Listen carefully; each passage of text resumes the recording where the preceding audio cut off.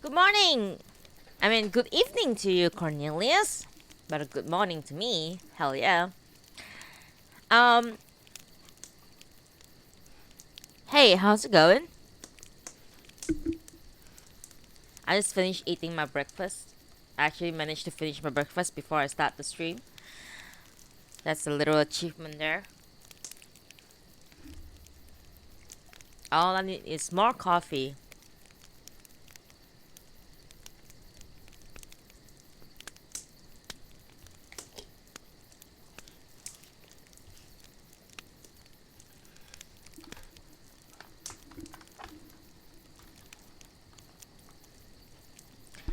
Cornelius, did you manage to catch any of my readings so far?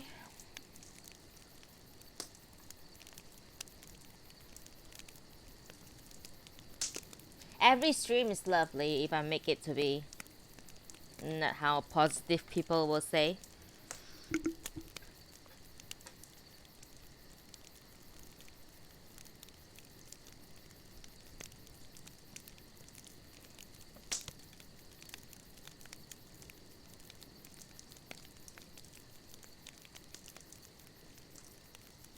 No.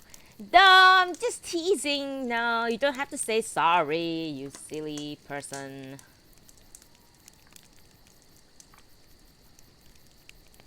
Don't apologize. Never apologize for not tuning in. It's fine. I have like hundreds of hours of VODs for you to catch up if you really want to. So don't worry.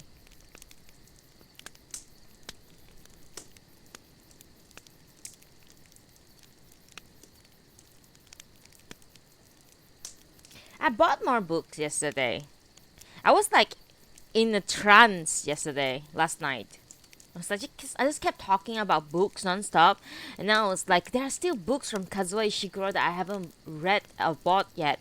So I was like, I went to buy like two new more books of Kazuo Ishiguro's, even though the rating on Goodreads are not very high. But I don't give a fuck. I love his books. I like his writing.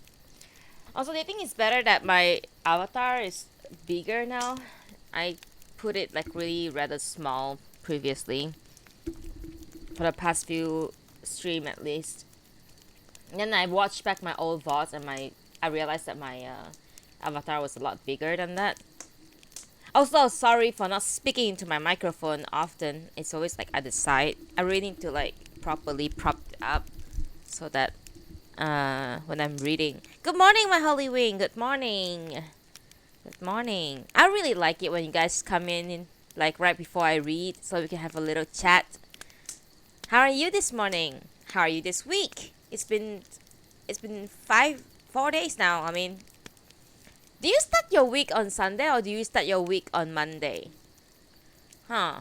I start my week on Mondays. Monday is always the start of my weeks.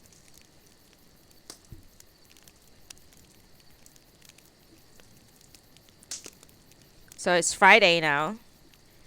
Unfortunately, I've been locked out of like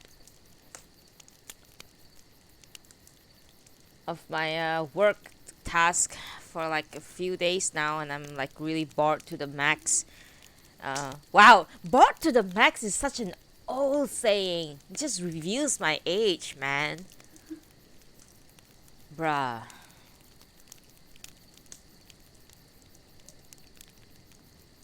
I don't think anyone says bored to the max anymore in this day and age. Oh,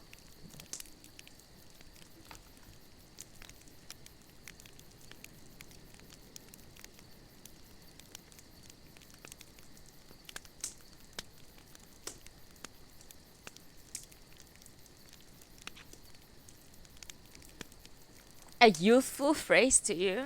Aw, bored to the max. It's a very 2000 to late 2000s saying, I think.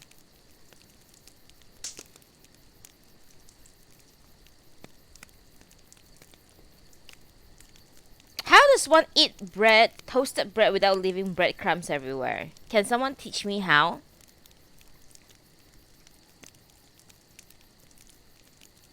Deanne is there. I'm staring at her.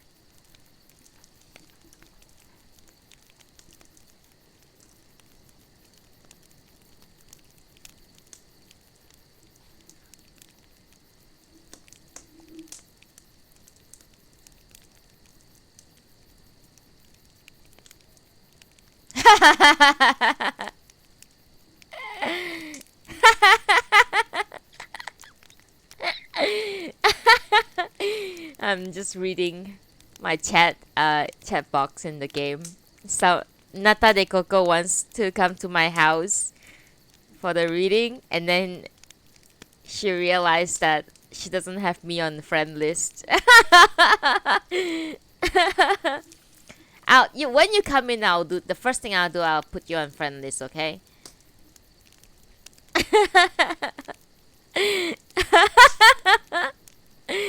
So he now Nata has to go through the plebeian way to find my house, which is by the coordinates and the plot number and stuff.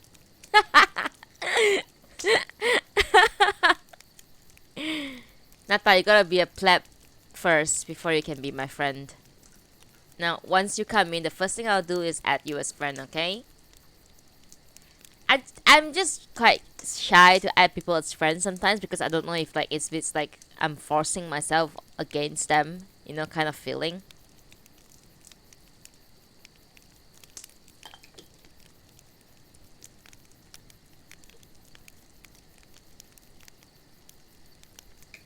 I'm on 9. I just haven't started reading yet, which I should really. But let's wait for Nata to make her way to the event space, then we'll start reading, okay?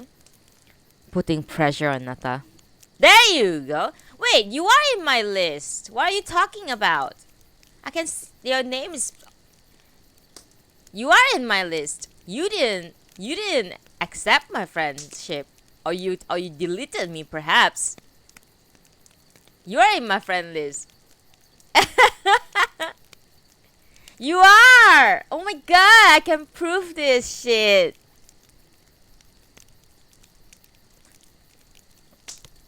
Maybe you're in blacklist. No, sorry. Usually I put it. See! See! Oh my god! Look at that!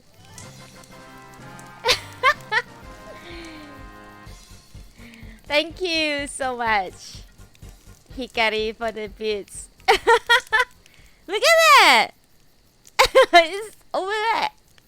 Look at it. Look at it. Look at it.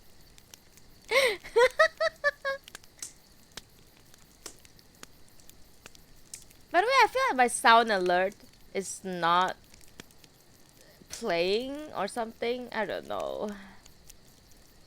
Did you hear the music just now? Can y'all let me know if did y'all hear the music when Hikari shared 50 bits? Oh.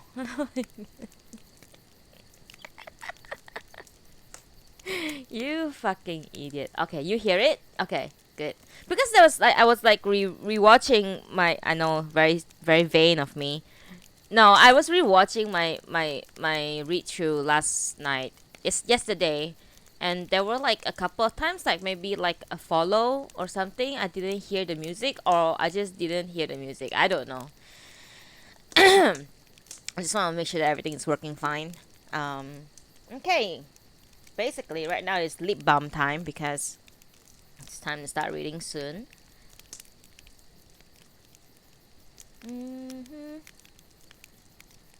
Thank you for the cheer, by the way.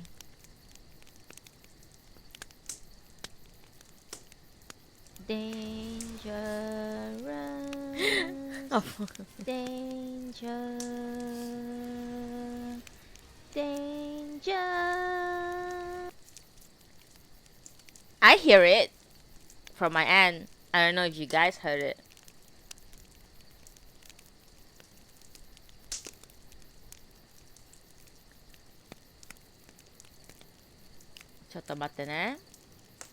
You heard? Okay. Yeah, Yeah, because I put everything to cable output, so you should be able to hear it. If you don't hear it, then there's something wrong.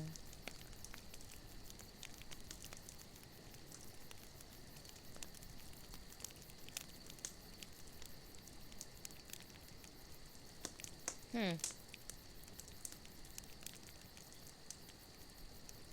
Yeah. Okay. Alright, guys. I think it's time to start reading.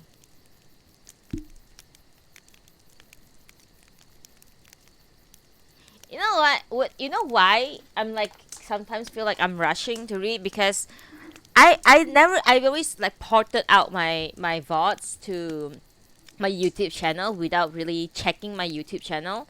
And then and then the other day I was like, oh, let's look at my YouTube channel for a bit. And there's like fucking 600 over views on one video. I think it's a Kazuo Ishiguro book. And then there were like like not a lot of comments, but there were like comments there. And most of the comment, like two out of the 5 comments or so were like, oh, they time stamped it and said the reading starts here. And then I was like, it was like 19 minutes into the stream and I still haven't read anything yet. And I felt so embarrassed. Like, oh god, yeah, there are actually people who are in this, like who are listening from my YouTube channel or watching from, I mean, depending on how you see it, listening or watching on my YouTube channel, that actually just want me to read the book. So I'm in a like, you know, I don't know what to do. Like, do I chat with you guys or do I just sound like a professional voiceover artist or something? Hey, Fizz, I'll add you as friend. Good morning, Fizz. Perfect. Now I can start reading, huh? Now goes partner. Yeah, I need to get that title, man. I have so many titles I need to get. Oh my god. Just the other day I went to get all the Savage titles from ARR. I know. I only got the ARR titles like recently. You know, the Rafflesia Reaper, the what else that the others. You should have told me earlier, Fizz, because I was, like I said earlier, I always feel a bit like intrusive if like I send a friend invite to people's on my stream and it feels like I'm forcing them to be my friend, you know. But okay, just for now, from now on, if you guys want me to put you on my friend list or put yourself on my friend list, put me on your friend list, just throw me an invite because I will be your friend no matter what. Like I very rarely decline a friend, especially in this environment where I'm reading.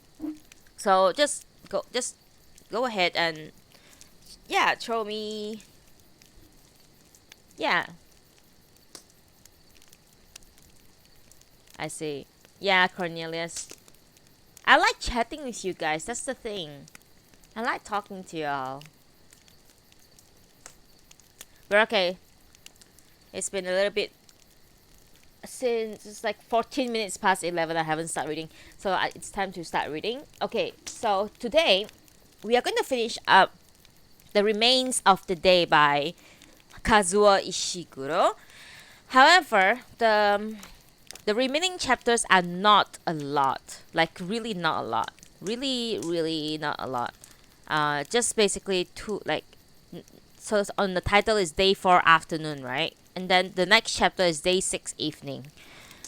And compared to the last 2 readings, which is about 4 hours long, this is not long at all. And I think I'm going to pick like a short story from Shirley Lim's collection to read.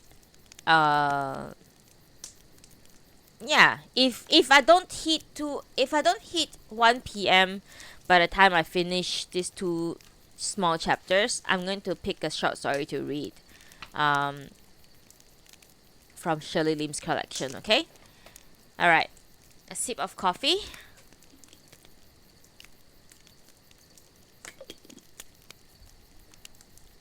and we shall start reading.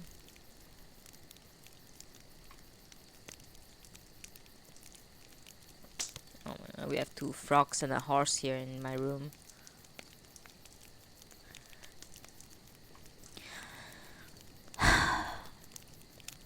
Today we are finishing Kazuo Ishiguro's The Remains of the Day. Day 4, Afternoon, Little Compton, Cornwall.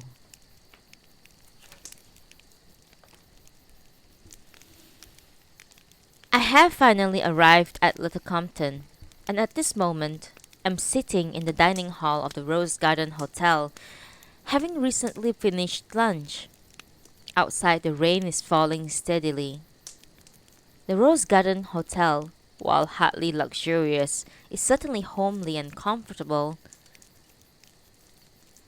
and one cannot begrudge the extra expense of accommodating oneself here. It is conveniently situated on one corner of the village square, a rather charming ivy-covered manor house capable of housing, I would suppose, 30 or so guests.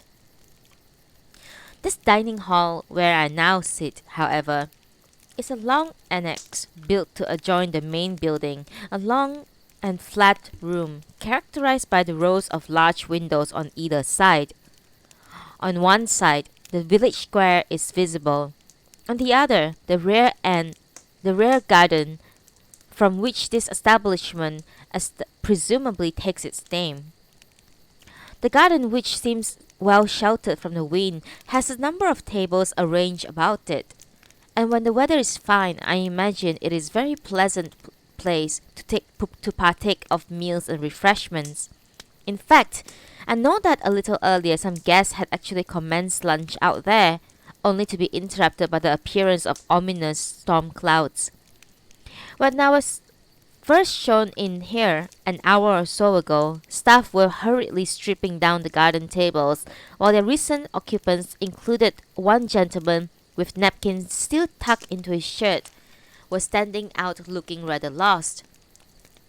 Then, very soon afterwards, the rain had come down with such ferocity that for a moment all the guests seemed to stop eating just to stare out at the windows.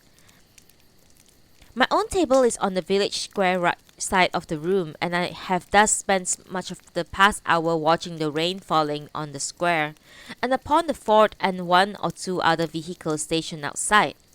The rain has now steadied somewhat, but it is still sufficiently hard as to discourage one from going out and wandering about the village.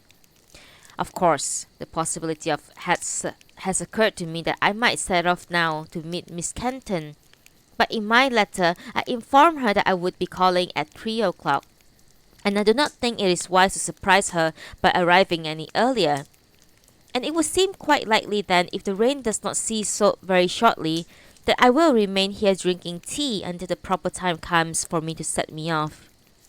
I have ascertained from the young woman who served me lunch the address where Miss Kenton is presently residing is some 15 minutes' walk away, which implies I have at least another 40 minutes to wait.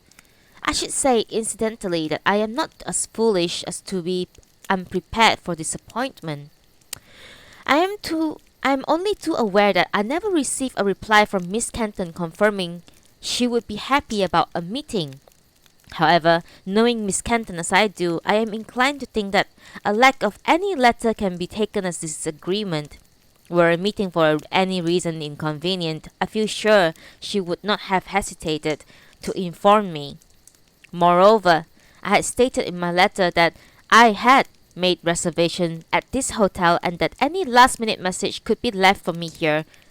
That no such message was awaiting me can, I believe, be taken as further reason to suppose all is well. The present downpour is something of a surprise, since the day started with the bright morning sunshine I have blessed with each morning since leaving Darlington Hall.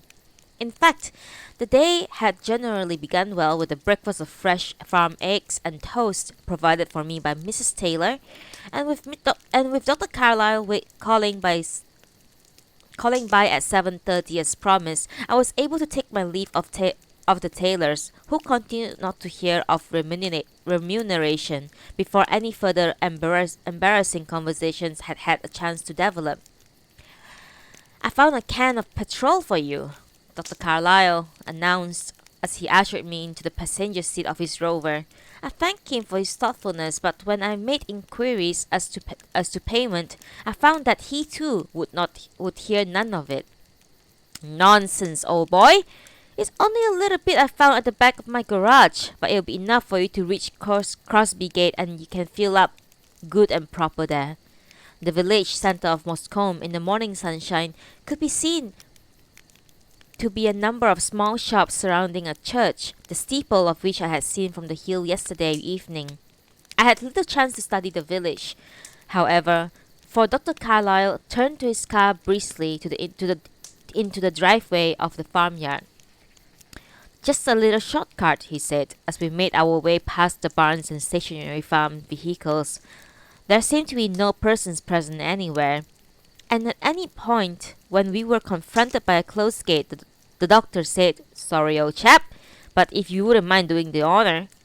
Getting out, I went to the gate, and as soon as I did so, a furious chorus of barking erupted in one of the barns nearby, so that it was with some relief that I rejoined Dr. Carlyle again in the front of his Rover. We exchanged few pleasantries as we climbed a narrow road between tall trees, he inquiring after how I had slept at the tailor's and so forth, and then he said quite abruptly, "I say, I hope you don't think me very rude, but you aren't a manservant of some sort, are you?" I must confess, my overwhelming feeling on hearing this was one of relief. "I am indeed, sir. In fact, I am the butler of Darlington Hall, near Oxford." Thought so. All that having met Winston Churchill and so on. I thought to myself, well, either this chap's been lying his head off, or then it occurred to me, there's one simple explanation. Dr. Carlyle turned to me with a smile as he continued to steer the car up the steep, winding road. I said, it wasn't my intention to deceive anyone, sir, however. "Oh, no need to explain, old fellow. I can see quite how it happened. I mean, you're a pretty impressive specimen. The likes of the people here, they are bound to take you for at least a lord or a duke." The doctor gave a hearty laugh. "It must do one good to be mistaken for a lord every now and then." We travelled on in silence for a few moments. Then Dr. Carlyle said to me, "Well, I hope you enjoyed your little stay with us." "I did very much, thank you, sir." "And what do you make of the citizens of Moscombe? Not such a bad bunch, are they?" "Very engaging, sir. Mr. and Mrs. Taylor were extremely kind." "I wish you wouldn't call me sir like that all the time, Mr. Stevens." "No, they're not such a bad bunch at all around here. As far as I'm concerned, I would happily spend the rest of my life out here." "Hello. Nice to meet you, Renzo."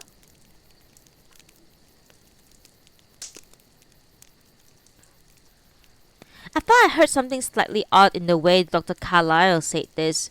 There was too a curious, deliberate edge to the way he went on to inquire again.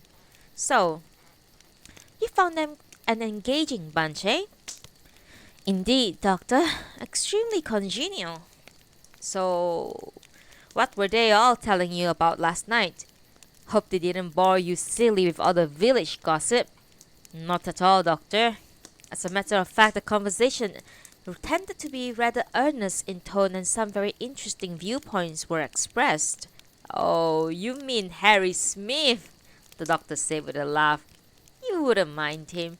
He's entertaining enough to listen for a while, but really he's all in a muddle. At times, you would think he was some sort of communist. Then he comes up with something that makes him sound rather true blue Tory. Truth is, it's all in a muddle." "Ah, that's very interesting to hear. What did he lecture you on last night? The Empire? The national health?" Mr. Smith restricted himself to more general topics. "Oh, for instance?" I gave a cough. Mr. Smith had some thoughts on the nature of dignity. I say, now, that sounds rather philosophical for Harry Smith. How the devil did he get on to that?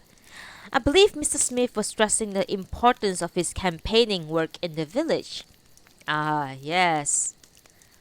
He was impressing upon me the point that residents of Moscombe held strong opinions on all matter of great affairs. Ah, yes. Sounds like Harry Smith. You probably guessed that's all nonsense, of course. Harry's always going around trying to work everyone up over issues, but the truth is, people are happier left alone. We were silent again for a moment or two.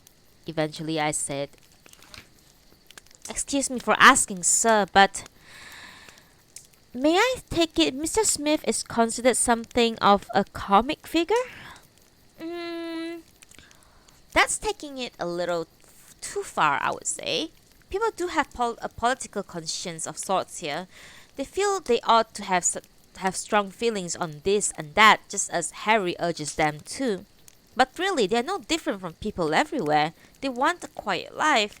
Harry has had a lot of ideas about changes to this and that, but really, no one in the village wants upheaval, even if it might benefit them.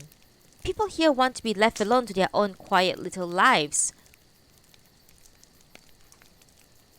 They don't want to be bothered with this issue and that issue. I was surprised by the tone of disgust that had entered the doctor's voice, but he recovered himself quickly with a short laugh and remark, "Nice view of the village on your side."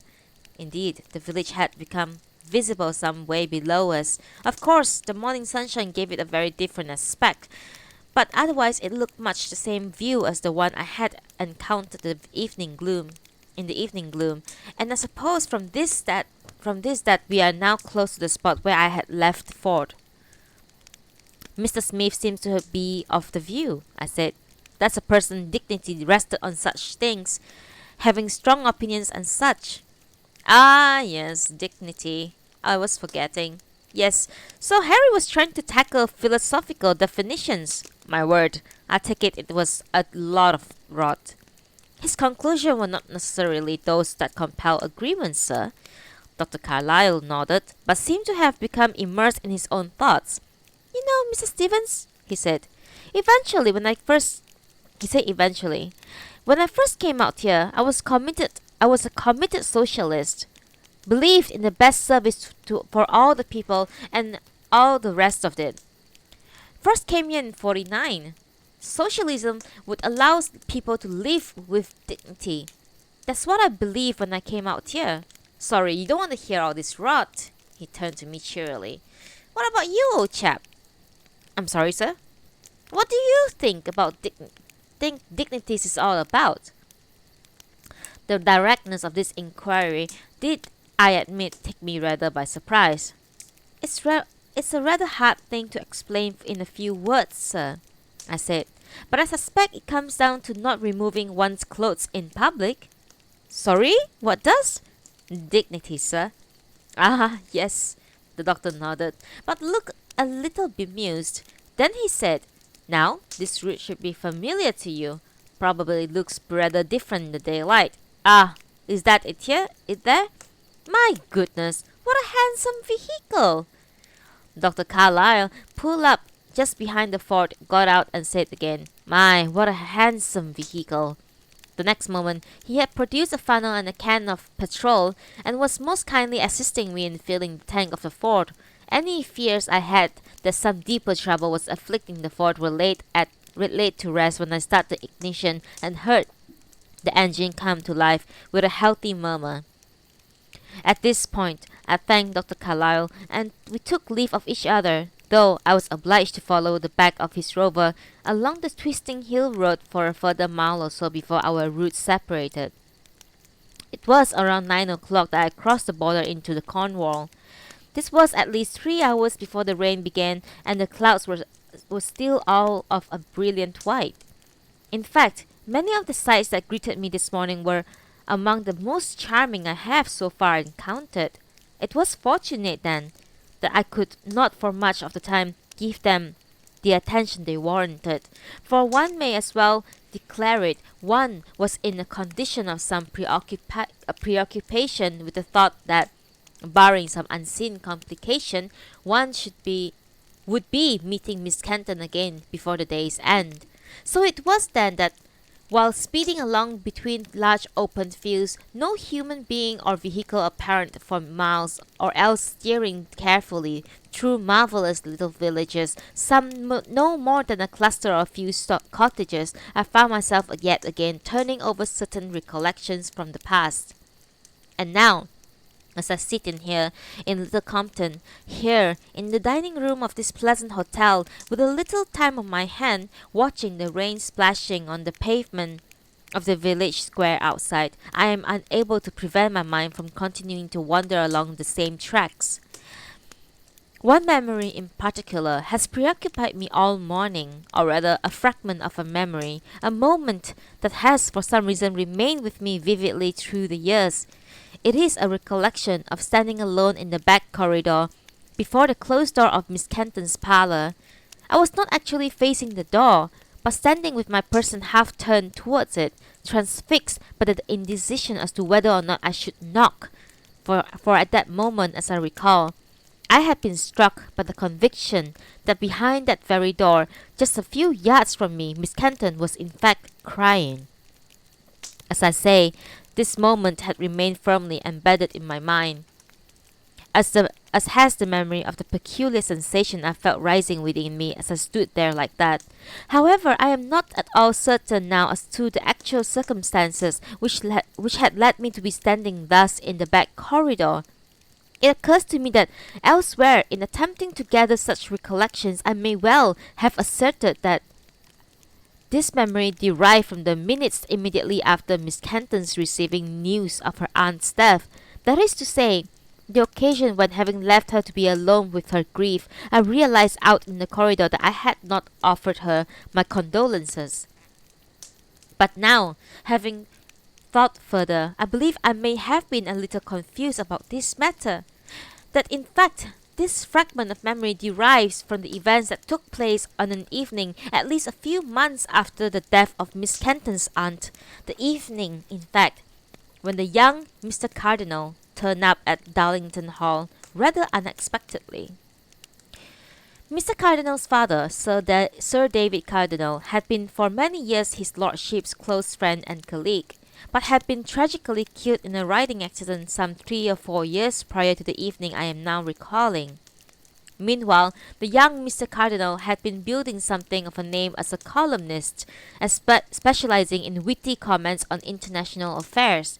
Evidently, these columns were rarely to Lord Darlington's liking, for, as I can recall, numerous instances of his looking up from a journal and saying something like, "Young Reggie writing such nonsense again. Just as well as his father not alive to read this."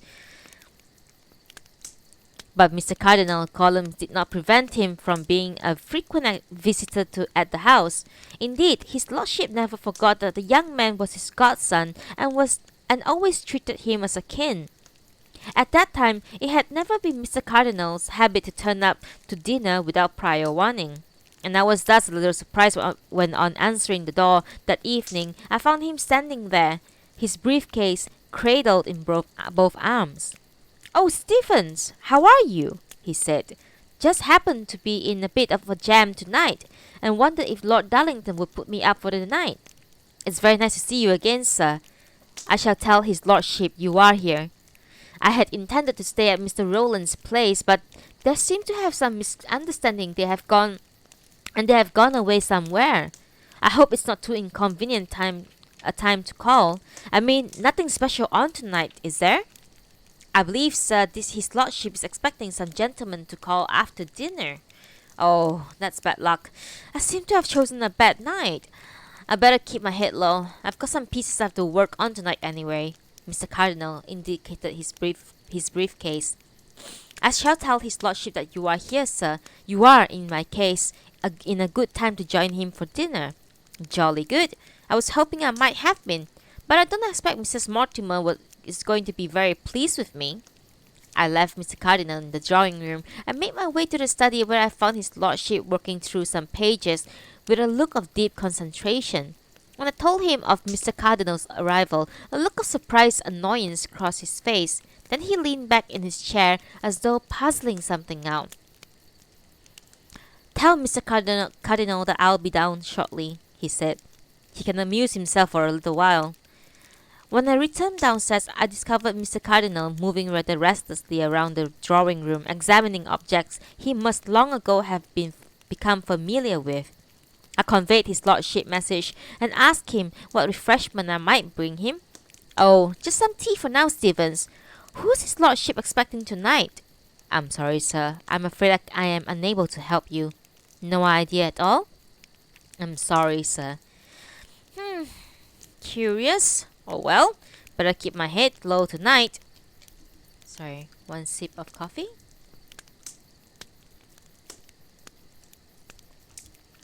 This is amazing. My room is filled with animals.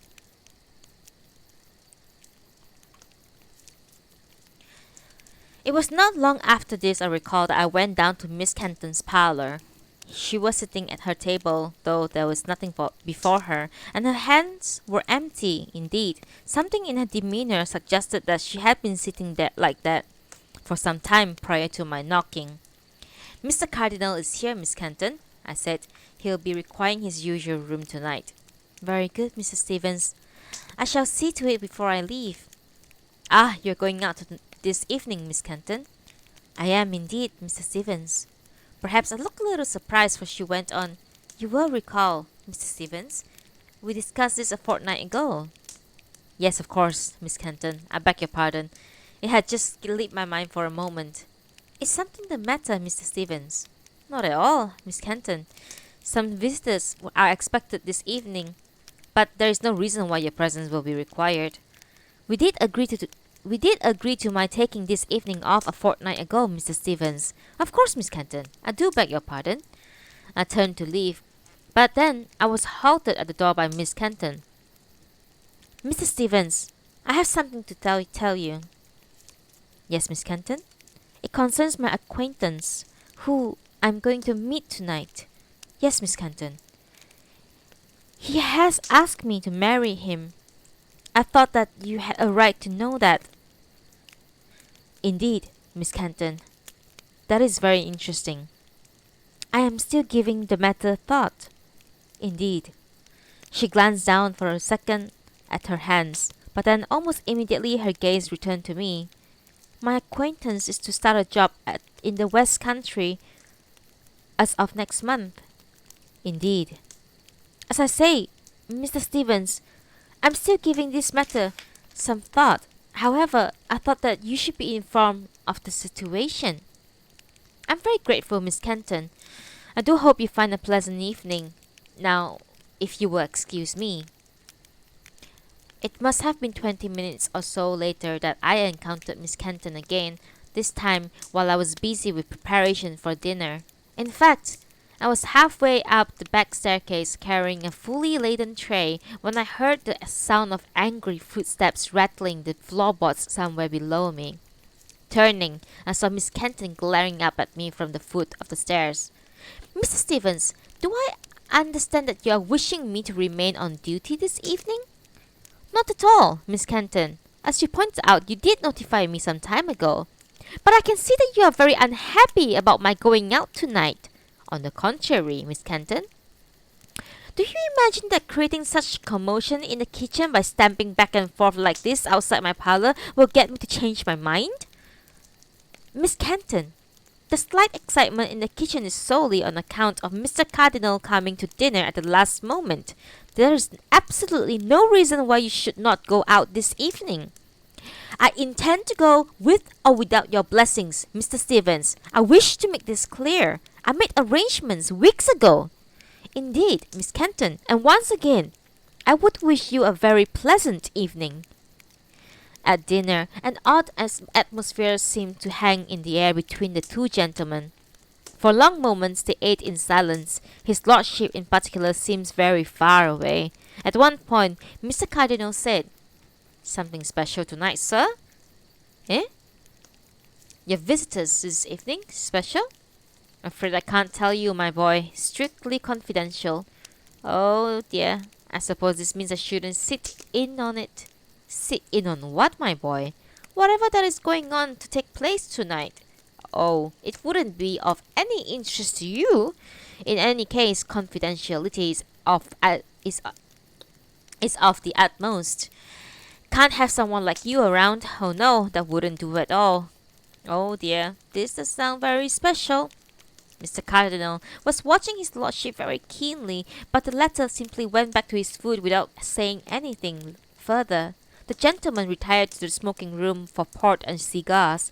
In the course of clearing the dining room, and also in preparing the drawing room for the arrival of the evening's visitors, I was obliged to walk repeatedly past the smoking room doors.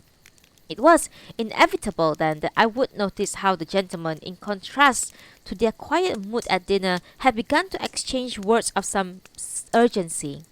A quarter of an hour later, angry voices were being raised. Of course, I did not stop to listen, but I could not avoid hearing his lordship shouting, "But that's none of your business, my boy! That's not your business!" I was in the dining room when the gentlemen eventually came out. They seemed to have calmed themselves, and the only words exchanged as they walked across the hall were his lordship's, "Now remember, my boy, I'm trusting you." To which Mr. Cardinal muttered with irritation, "Yes, yes, you have my word." Then the footsteps separated. His lordship's going towards his study, Mr. Cardinal's towards the library. At almost precisely 8:30 there came as the sound of motor cars pulling up the courtyard. I opened the door to a chauffeur, and past his shoulder I could see some police constables dispersing to various points of the grounds. The next moment I was showing in two very distinguished gentlemen, who were met by his lordship in the hall and ushered quickly into the drawing room. 10 minutes or so later came the sound of another car, and I opened the door to Herr Ribbentrop, the German ambassador, by now no stranger to Darlington Hall. His lordship emerged to meet him, and the two gentlemen disappeared to exchange complicit glances before disappearing together into the drawing room. When a few moments later I was called in to provide refreshments, the four gentlemen were discussing the relative merits of different sorts of sausage, and the atmosphere seemed, on the surface at least, quite convivial. Thereafter, I took up my position out in the hall, the position near the entrance arch, so that I can customarily took up during important meetings, and was not obliged to move from it again until some 2 hours later, when the back door bell was rung.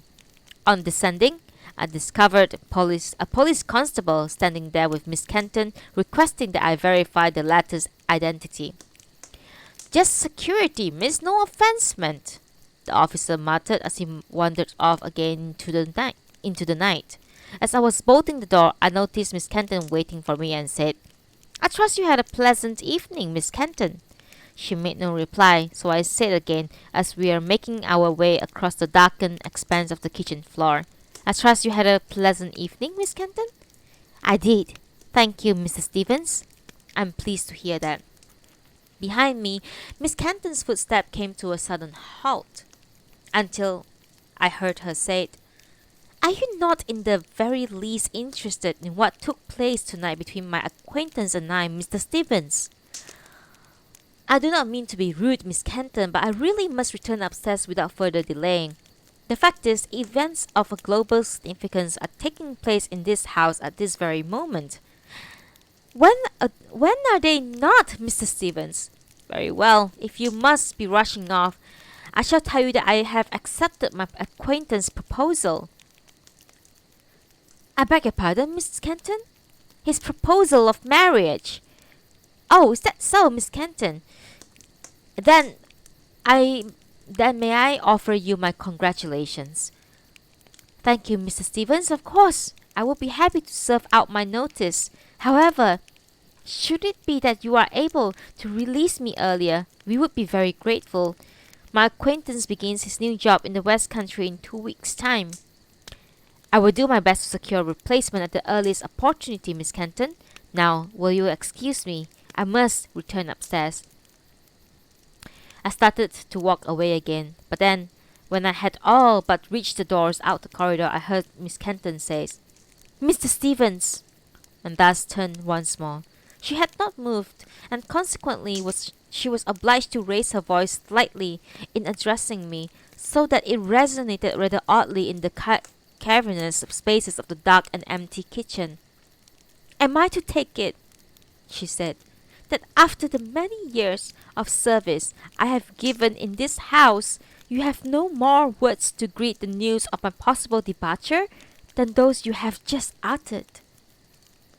Miss Kenton, you have my warmest congratulations, but I repeat, there are matters of global significance taking place upstairs, and I must return to my post. Did you know, Mr. Stevens, that you have been a very important figure for my acquaintance and I?" "Really, Miss Kenton?" "Yes, Mr. Stevens. We often pass the time amusing ourselves with anecdotes about you. For instance, my acquaintance is always wanting me to show him the way you pinch your nostril together when you put pepper on your food. That always gets him laughing." "Indeed." "He's also rather fond of your stuffed pep talks. I must say, I've become quite an expert in recreating them. I only have to do a few lines to have the pair of us in stitches." "Indeed, Miss Kenton. Now will you please excuse me?" I ascended to the hall and took up my position again. However, before 5 minutes had passed, Mr. Cardinal appeared in the doorway of the library, beckoned me over. "Hate to bother you, Stevens," he said, "but I couldn't trouble you to fetch a little more brandy, could I? The bottle you brought in earlier appears to be finished."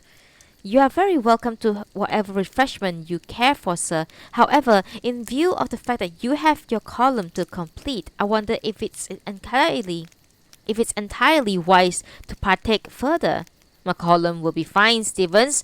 Do get me a little more brandy. There's a good fellow." "Very well, sir." When I returned to the library a moment later, Mr. Cardinal was wandering around the shelf, scrutinizing spines. I could see the papers scattered untidily over one of the writing desks nearby. As I approached, Mr. Cardinal made an appreciative sound and slumped down into a leather armchair. I went over to him, poured a little brandy, and handed it to him. "You know, Stevens," he said, "we've been friends for some time now, haven't we?" "Indeed, sir." "I always look forward to a little chat with you whenever I come here." "Yes, sir." "Won't you care to join me for a drink?" "That's very kind of you, sir, but no, thank you, I won't." "I say, Stevens, are you all right there?" "Perfectly all right, thank you, sir," I say with a small laugh. "Not feeling unwell, are you?" "A little tired, perhaps, but I'm perfectly fine, thank you, sir." "Well, then, you should sit down. Anyway, as I was saying, we've been friends for some time, so I really ought to be truthful to you. As you no doubt guessed, I didn't happen by tonight just by accident. I had a tip-off, you see, about what's going on over there, across that hall, at this very moment." "Yes, sir." "I do wish that you would sit down, Stevens. I want us to talk as friends. And you are standing there holding that blasted tray, looking like you are about to wander off any second." "I'm sorry, sir." I put down my tray and seated myself in a very appropriate posture on the armchair Mr. Cardinal was indicating. "That's better," Mr. Cardinal said. "Now, Stevens, I don't suppose the Prime Minister is presently in the drawing-room, is he?" "The Prime Minister?" "Oh, it's all right. You don't have to tell me. I understand you are in a tricky position." Mr. Cardinal heaved a sigh and looked wearily towards his papers scattered over the desk. Then he said, "I hardly need to tell you, do I, Stevens, what I feel towards his lordship? I mean to say, he has been like a second father to me. I hardly need to tell you, Stevens." "No, sir." "I care deeply for him." "Yes, sir." "And I know you do too. Care deeply for him, don't you, Stevens?" "I do indeed, sir." "Good. So we both know where we stand. But let's face the facts. His lordship is in deep waters. I've watched him swimming further and further out, and let me tell you, I'm getting very anxious. He's out of his depth, you see, Stevens. Is that so? Stevens, do you know what is happening at this very moment as we sit here talking? What's happening several yards from us? Over in that room, and I don't need you to confirm it. There is gathered at this moment the British Prime Minister, the Foreign Secretary, and the German Ambassador. His Lordship had worked wonders to bring this meeting about, and he believes, faithfully believes, he is doing something good and honorable. Do you know why His Lordship has brought this gentleman here tonight? Do you know, Stevens, what's going on in there? I'm afraid I do not, sir. You are afraid not. Tell me, Stevens, don't you care at all? Aren't you curious? Good God, man! Something very crucial is going on in this house. Aren't you at all curious? It is not my place to be curious about such matters, sir. But you care about His Lordship. You care deeply. You just told me that. If you care about His Lordship, shouldn't you be concerned? At least a little curious. The British Prime Minister and the German Ambassador are brought together by your employer for secret talks in the night, and you are not even curious. I would not say I'm not curious, sir. However, it is not my position to display curiosity about such matters. It is not your position. I suppose you believe that to be loyalty, do you? Do you think that's being loyal to His Lordship or to the Crown? Come to that. I'm sorry, sir. I fail to see what is it that you are proposing. Mr. Cardinal sighed again and shook his head. I'm not proposing anything, Stevens. Quite frankly, I don't know what's to be done, but you might at least be curious. He was silent for a moment, during which time he seemed to be gazing emptily at the area of carpet around my feet. Sure you won't join me for a drink, Stevens? He said eventually. No, thank you, sir. I'll tell you this, Stevens. His Lordship is being made a fool of. I've done a lot of investigating and know the situation in Germany now as well as anyone in this country, and I tell you, His Lordship is being made a fool of. I gave no reply, and Mr. Cardinal went on gazing emptily at the floor. After a while he continued, His Lordship is a dear, dear man, but the fact is he's out of his depth. He's being maneuvered. The Nazis are maneuvering him like a pawn.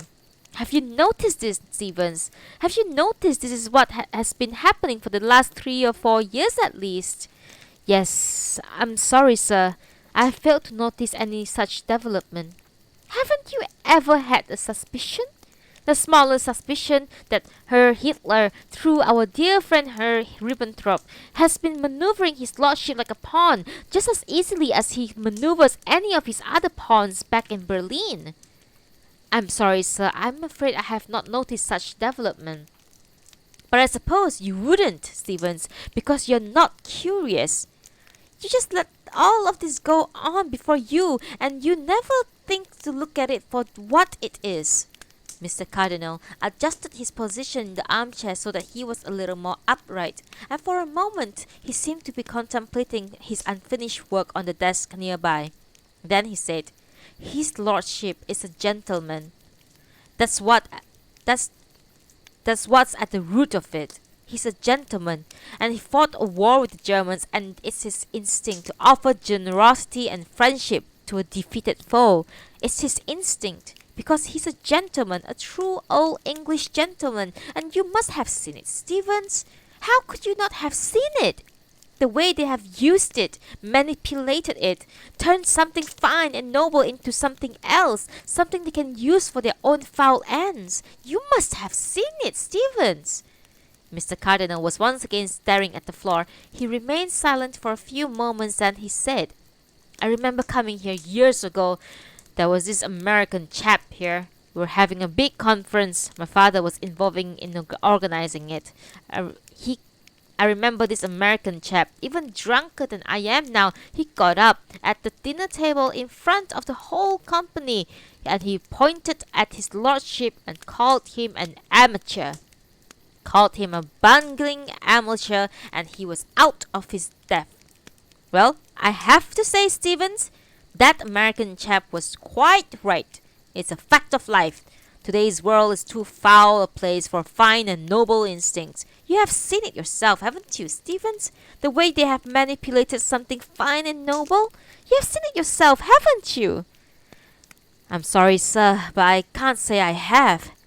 You can't say you have. Well, I don't know about you, but I'm going to do something about it. If father were alive, he would do something to stop it. Mr. Cardinal fell silent again, and for a moment, perhaps it was to do with his having evoked memories of his late father, he looked extremely melancholy. Are you content, Stevens? He finally said. To watch his lordship go over the precipice just like that. I'm sorry, sir, I don't quite fully understand what is it that you are referring to. You don't understand, Stevens. Well, we are friends, so I'll put it to you frankly.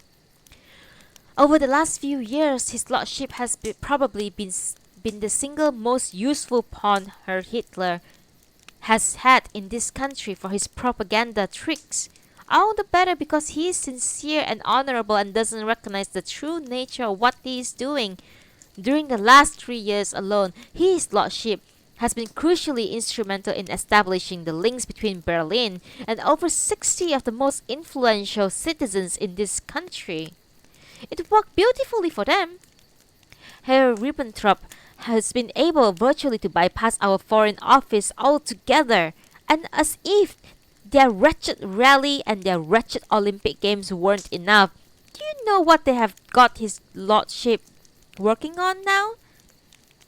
Do you have any idea what is being discussed right now? I'm afraid not, sir. His lordship has been trying to persuade the Prime Minister himself to accept an invitation to visit Herr Hitler. He really believes that there's terrible misunderstanding on the Prime Minister's part concerning the present German regime.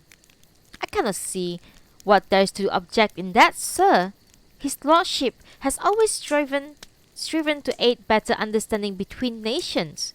And that's not all, Stevens.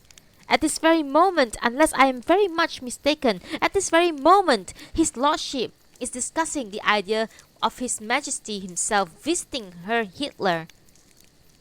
It's hardly a secret. Our new king has always been an enthusiast for the Nazis. Well, apparently he's now keen to accept Herr Hitler's invitation. At this very moment, Stevens, his lordship is doing what he can to remove Foreign Office objection to this appalling idea. Hello. Hello, Tilak. No worries. I'm sorry, sir, but I cannot see that his lordship is doing anything other than that which is highest and noblest. He is doing what he can, after all, to ensure that peace will continue to prevail in Europe. Tell me, Stevens, aren't you struck by even the remote possibility that I am correct? Are you not, at least, curious about what I am saying? I'm sorry, sir, but I have to say I have every trust in his lordship's good judgment. No one with good judgment could persist in believing anything Herr Hitler says after the Rhineland, Stevens. His lordship is out of his depth. Oh dear, now I'm really offended you. Not at all, sir, I said, for I've risen on the hearing bell of the drawing room. I appear to be required by the gentleman. Please excuse me. Thank you so much, Swiss roll. Hello there. Let me get my coffee.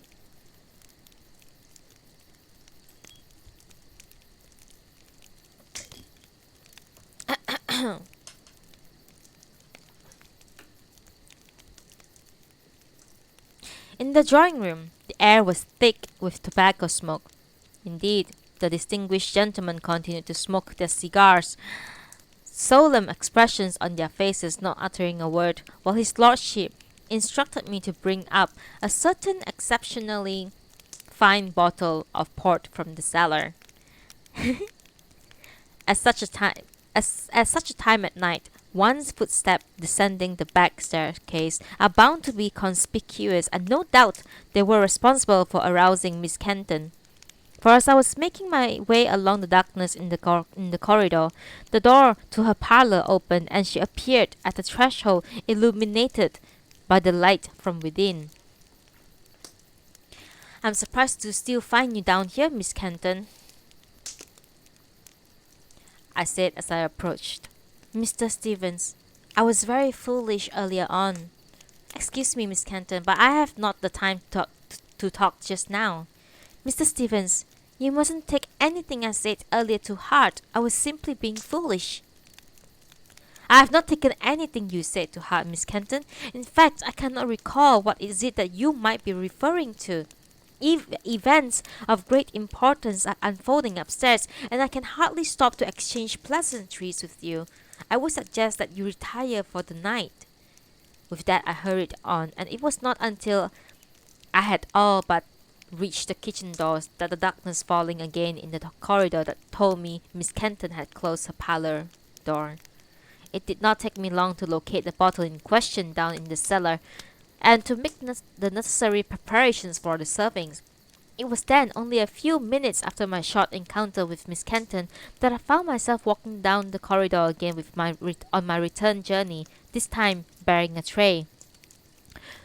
As I approached Miss Kenton's door, I saw from the light seeping from around its edges that she was still within, and that was the moment I am now sure that has remained so persistently lodged in my memory, that moment as I paused in the dimness of the corridor, the tray in my hands, and an ever-growing conviction mounting within me that just a few yards away on the other side of the door Miss Kenton was at that moment crying. As I recall, there was no real evidence to account for this conviction. I had certainly not heard any sounds of crying, and yet I remember being quite certain that were I to knock and enter, I would discover her in tears. I do not know how long I remained standing there. At the time it seemed a significant period, but in reality I suspect it was only a matter of a few seconds. For of course I was required to hurry upstairs to serve some of the most distinguished gentlemen on the land, and I cannot imagine I would have delayed unduly. When I returned to the drawing room, I saw that the gentlemen were still in rather serious mode. Beyond this, however, I had little chance to gain any impression of the atmosphere, for no sooner had I entered than his lordship was taking the tray from me, saying, "Thank you, Stevens, I'll see to it, that will be all." Crossing the hall again, I took up my usual position beneath the ark, and the next hour or so, until, that is, the gentleman finally departed, no event occurred which obliged me to move from my spot. Nevertheless, that hour I spent standing there has stayed very vividly in my mind throughout the years. At first, my mood was, I do not mind admitting it, somewhat downcast, but then, as I continued standing there, a curious thing began to take place. That is to say, a deep feeling of triumph started to well up within me. I cannot remember to what extent I analyzed this feeling at the time, but today, looking back on it, it does seem so difficult to account for. I had, after all, just come through an extremely trying evening, throughout which I had managed to preserve a dignity in keeping my position, and had done so, moreover, in a manner that even my father might have been proud of. And there, across the hall, behind the very doors upon which my gaze was then resting, within the very room where I had just executed my duties, the most powerful gentlemen of Europe were conferring over the fate of our continent. Who would doubt at that moment that I had indeed come as close as to a great hub of things as any butler could wish? I suppose that then, that as I stood there pondering events of the evening, those that had unfolded, and those still in the process of doing so, they appeared to me a sort of summary of all that I had come to achieve thus far in my life. I can see few other explanation that a sense of triumph I came to be uplifted that night. We are on the last chapter now, day 6, evening, Weymouth.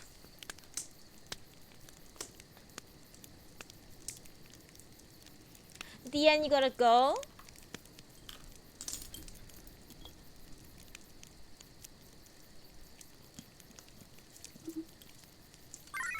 Stretch.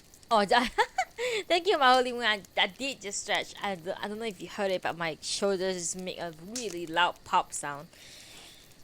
Oh my god. We are on to the last chapter.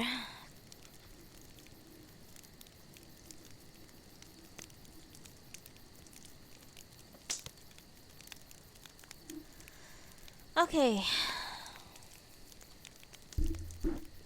Day 6, evening, Weymouth.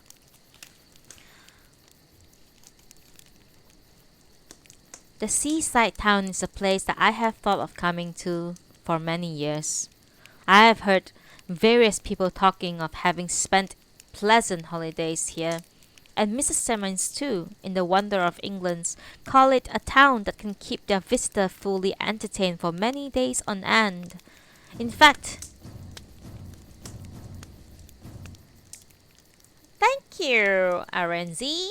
Thank you for the follow. Oh, hey, Wine Up Dillock. Thank you so much. Thank you so much for the follow. Really appreciate it. In fact, she makes special mention of this pier, upon which I have been promenading for the past half hour, recommending particularly that it be visited in the evening when it becomes lit up with bulbs of various colors. Okay, I'll see you soon. A moment ago, I learned from an official that the lights will be switched on fairly soon, and so I have decided to sit down here on the bench and await the event.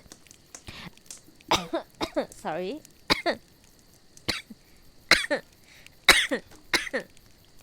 Sorry, something caught on my. Wait, hang on.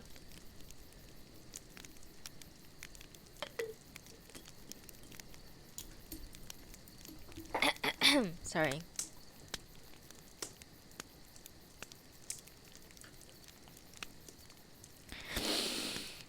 I have a good view from here of the sun setting over the sea, and though there's still plenty of daylight left, it has been a splendid day. I can see here and there lights starting to come on all along the shore. Meanwhile, the pier remains busy with people. Behind me, the drumming of numerous footsteps upon those boards continued without interruption. I arrived in this town yesterday and have decided to remain a second night here, so as to allow myself this whole day to spend in a leisurely manner. And I must say, it has been something of a relief not to be motoring, for enjoyable though the activity can be, one can also get a little weary of it after a while. In any case, I can well afford the time to remain this further day here. An early start tomorrow will ensure that I am back in Darlington Hall by tea time. It is now fully 2 days since my meeting with Miss Kenton in the tea lounge of the Rose Garden Hotel in Little Compton. For indeed, that was where we met, Miss Kenton surprising me by coming to the hotel. I had been whiling away some time after finishing my lunch. I was, I believe, simply staring at the rain from the window by my table, when a member of the hotel staff had come to inform me that a lady was wishing to meet me at the reception. I rose and went out to the lobby, where I could see no one I recognized. But then the reception had said from behind her counter, "The lady's in the tea lounge, sir." Going in through the door indicated, I discovered a room filled with ill-matching armchairs and occasional tables. There was no one else present other than Miss Kenton, who rose as I entered, smiled, and held out her hand to me. Ah, Miss Stevens, how nice to see you again. Mrs. Benn, how lovely. The light in the room was extremely gloomy on account of the rain, and so we moved 2 armchairs up close to the bay window. That was how Miss Kenton and I talked for the next 2 hours or so, there in the pool of grey light, while the rain continued to fall steadily on the square outside. Thank you, Martinez, for the follow. Thank you. Oh, wow, we are almost at 150.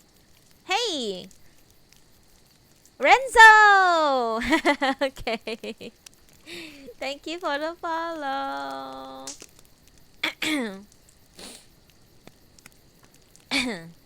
Thank you so much. Thank you, thank you, thank you, thank you, thank you, thank you. Thank you, thank you, thank you. Thank you so much.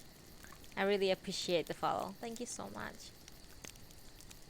Soon we'll hit 150 and then I'll have to change my target to 160. Haha. We go by 10th each time. Anyway, let's continue. She had naturally aged somewhat, but to my eyes at least, she seemed to have done so very gracefully. Her figure remained slim, her posture as upright as ever. She had maintained, too, her old way of holding her head in a manner that verged on the defiant. Of course, with the bleak light falling on her face, I could hardly help but notice the lines that had appeared here and there. But by and large, the Miss Kenton I saw before me looked surprisingly similar to the person who had inhabited my memory over these years. That is to say, it was, on the whole, extremely pleasing to see her again. For the first 20 or so minutes, I would say we exchanged the sort of remarks strangers might. She inquired politely about my journey thus far, how I was enjoying my holiday, which towns and landmarks I had visited, and so on. As we continued to talk, I must say, I thought I began to notice further, more subtle changes which the years had wrought on her. For instance, Miss Kenton appeared somewhat slower. It is possible this was simply the calmness that comes with age, but I did try hard for some time to see it as such. But I could not escape the feeling that what I was really seeing was the weariness of life, and the spark which had once made her such a lively and at times volatile person seemed now to have gone. In fact, every now and then, when she was not speaking, when her face was in repose, I thought I glimpsed something like sadness in her expression. But then again, I may well have been mistaken about this. After a little while, that little awkwardness as existed during the initial minutes of our meeting has dissipated completely, and our conversation took a more personal turn.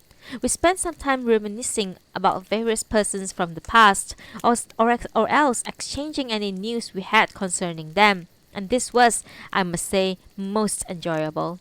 But it was not so much the content of our conversation as the little smile she gave at the end of utterance, her small ironic inflections here and there, certain gestures with her shoulders or her hands, which began to recall unmistakably the rhythms and habits of our conversation from all those years ago.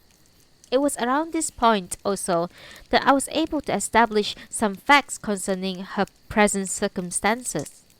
For instance, I learned that her marriage was not quite in as parlous a state as might have been supposed from her letter, that although she had indeed left her home for a period of 4 or 5 days, during which time the letter I had received had been composed, she had returned home, and Mr. Benn had been very pleased to have her back.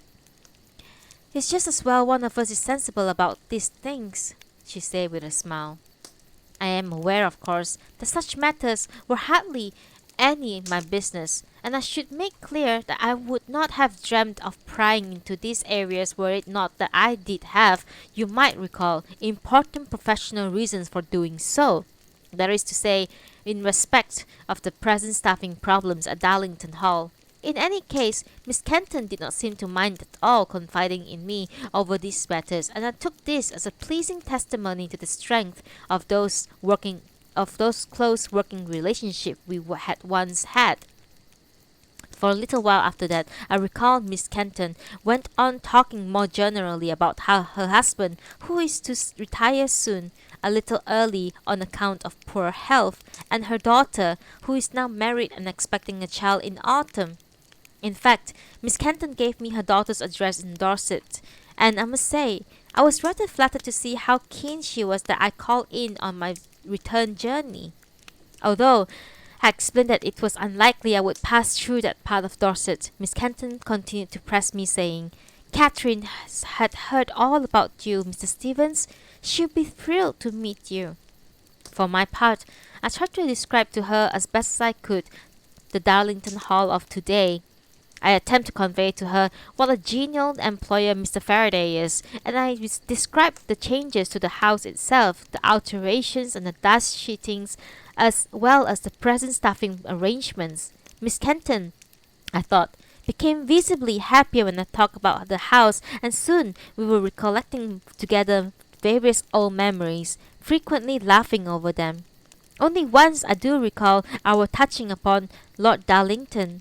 We had been enjoying some recollection or other concerning the young Mr. Cardinal, so that I was then obliged to go on to inform that Miss Kenton of the gentleman's being killed in Belgium during the war. And I had to go on to say, of course, his lordship was very fond of Mr. Cardinal and took it very badly. I did not wish to spoil the pleasant atmosphere with unhappy talk, so tried to leave the topic again almost immediately. But as I feared, Miss Kenton had read the unsuccessful Liberal election and inevitably took the opportunity to probe me a little. As I recall, I rather resisted being drawn in, though in the end I did say to her, "The fact that, Mrs. Benn, throughout the war some truly terrible things has been said about his lordship, and by that newspaper in particular. He bore it all, while the country remained in peril, and once the war is over, the insinuation seems to continue. Well, his lordship saw no reason to go on suffering in silence. It's easy enough to see now, perhaps, all the dangers of going to court just at that time, what with the climate as it was. But there you are. His lordship sincerely believed he would get justice. Instead, of course, the newspaper simply increased its circulation, and his lordship's good name was destroyed forever. Really, Mrs. Benn, afterwards, well, his lordship was virtually invalid. The house became so quiet. I would take him tea in the drawing room, and well, it really was tragic to see." "I'm so sorry, Mr. Stevens. I had no idea things had been so bad." "Oh, yes, Mrs. Benn. But enough of this. I know you remember Darlington Hall in the days when there were great gatherings, when it was filled with distinguished visitors. Now, that's the way his lordship deserved to be remembered. As I say, that was the only time we mentioned Lord Darlington. Predominantly, we concerned ourselves with very happy moments, and those 2 hours we spent together in the tea lounge were, I would say, extremely pleasant ones. I seem to remember various other guests coming in while we were talking, sitting down for a few moments and leaving again, but they did not distract us in any way at all. Indeed, one could hardly believe 2 whole hours had elapsed when Miss Kenton looked up at the clock on the mantel shelf and said she would have to be returning home. On establishing that she would have to walk in the rain to the bus stop a little way out of the village, I insisted on running her there in the Ford, and so it was that after obtaining an umbrella from the reception desk, we stepped outside together. Large puddles had formed on the ground where I had left the Ford, obliging me to assist Miss Kenton a little to allow her to reach the passenger door. Soon, however, we were motoring down the village high street, and then shops had gone, and we found ourselves in the open country. Miss Kenton, who had been sitting quietly watching the passing view, turned to me at this point, saying, "Why are you smiling to yourself like that, Mr. Stevens?" "Oh, You must excuse me, Mrs. Ben, but I was just recalling certain events that you wrote in your letter, and I was a little worried when I read them, but I see now that I had little reason to be. Oh, what things in particular do you mean, Mr. Stevens? Nothing in particular, Mrs. Ben. Oh, Mr. Stevens, you must really tell me. Well, for instance, Mrs. Ben, I say with a laugh, at one point in your letter you wrote, now let me see, the rest of my life stretches out like an emptiness before me, some words of that effect. Really, Mr. Stevens, she said, also laughing a little. I couldn't have written such anything like that. Oh, I assure you did, Mrs. Ben. I recall it very clearly. Oh dear. Well, perhaps there are some days when I feel like that. They pass quickly enough, let me assure you, Mr. Stevens. My life does not stretch out emptily before me. For one thing, we are looking forward to the grandchild, the first of a few, perhaps. Yes, indeed. That will be splendid for you. We drove quietly for a few further moments, then Miss Kenton said, And what about you, Mr. Stevens? What does the future hold for you back in Darlington Hall? Well, whatever awaits me, Mr. Ben, I know I am not awaited by emptiness. If only I were, but oh no, that's work and more work. We both laughed at this. Then Miss Kenton pointed out a bus shelter visible further up the road. As we approached it, she said, Will you wait with me, Mr. Stevens? The bus will only be a few minutes. The rain was still falling steadily as we got out from the car and hurried towards the shelter. This latter, a stone construct complete with a tiled roof, looking very sturdy, as indeed it needed to be, standing as it did in a high exposed position against the background of empty fields. Inside, the paint was peeling everywhere, but the place was clean enough. Miss Kenton seated herself on the bench provided, while I remained on my feet where I could command a view of the approaching bus. On the other side of the road, all I could see were more farm fields, and a line of telegraph pole led me over them into the far distance. After we had been waiting in silence for a few minutes, I finally brought myself to say, Excuse me, Mrs. Ben, but the fact is that we may not meet again for a long time. I wonder if you would perhaps permit me to ask you something rather personal order. It is something that has been troubling me for some time.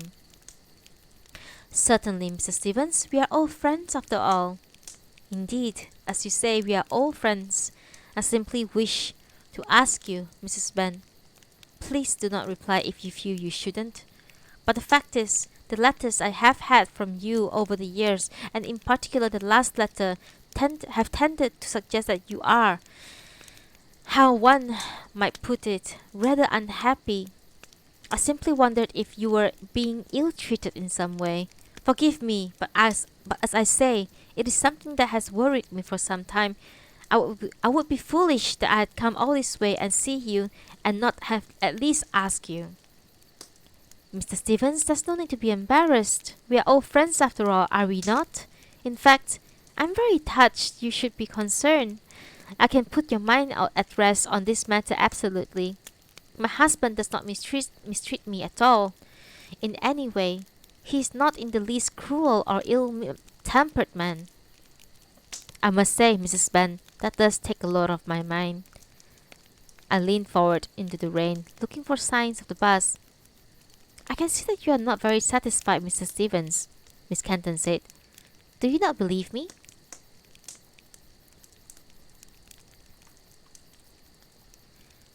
Oh, it's not that, Mrs. Ben. Sorry. Oh, it's not that, Mrs. Ben. Not that at all. It's just that the fact remains that you do not seem to be very happy over the years. That is to say, forgive me, you have taken it on yourself to leave your husband on a number of occasions. If he does not mistreat you, then, well, one is rather mystified as to the cause of your unhappiness. I looked out at the drizzle again. Eventually, I heard Miss Kenton say behind me, Mr. Stevens, how can I explain it? I hardly know myself why I do such things. But it's true. I've left 3 times now. She paused a moment, during which time I continued to gaze out towards the fields on the other side of the road. Then he said, I suppose, Mr. Stevens, you are asking whether or not I love my husband. Really, Mrs. Ben, I would hardly presume. Really, I should answer you, Mr. Stevens? Yes, as you may say, we.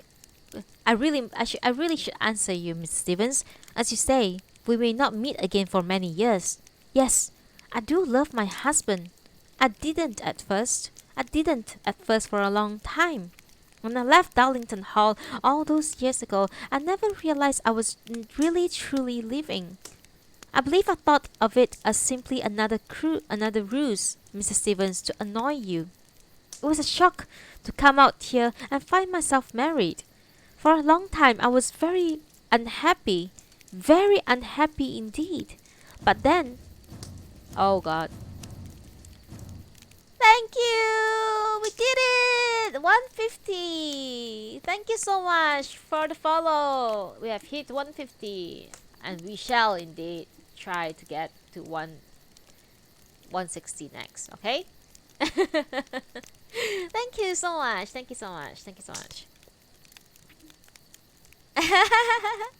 Thank you.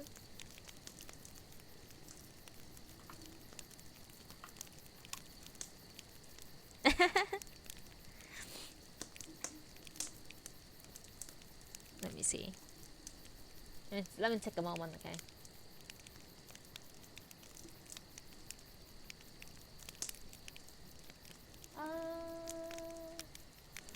Hell yeah, we did it.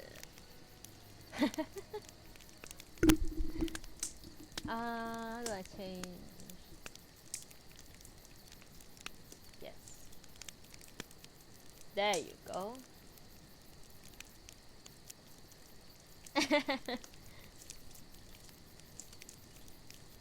Alright. Alright, let us continue. Sorry for the pause. For a long time I was very unhappy indeed. But then, year after year went by. There was the war, Catherine grew up, and one day I realized I loved my husband. You spend so much time with someone, you find you get used to him. He's a kind, steady man, and yes, Mr. Stevens, I've grown to love him. Miss Kenton fell silent again for a moment, then he went on.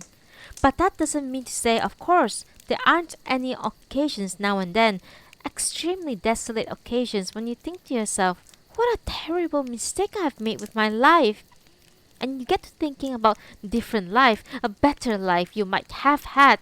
For instance, I get to thinking about a life I might have had with you, Mr. Stevens.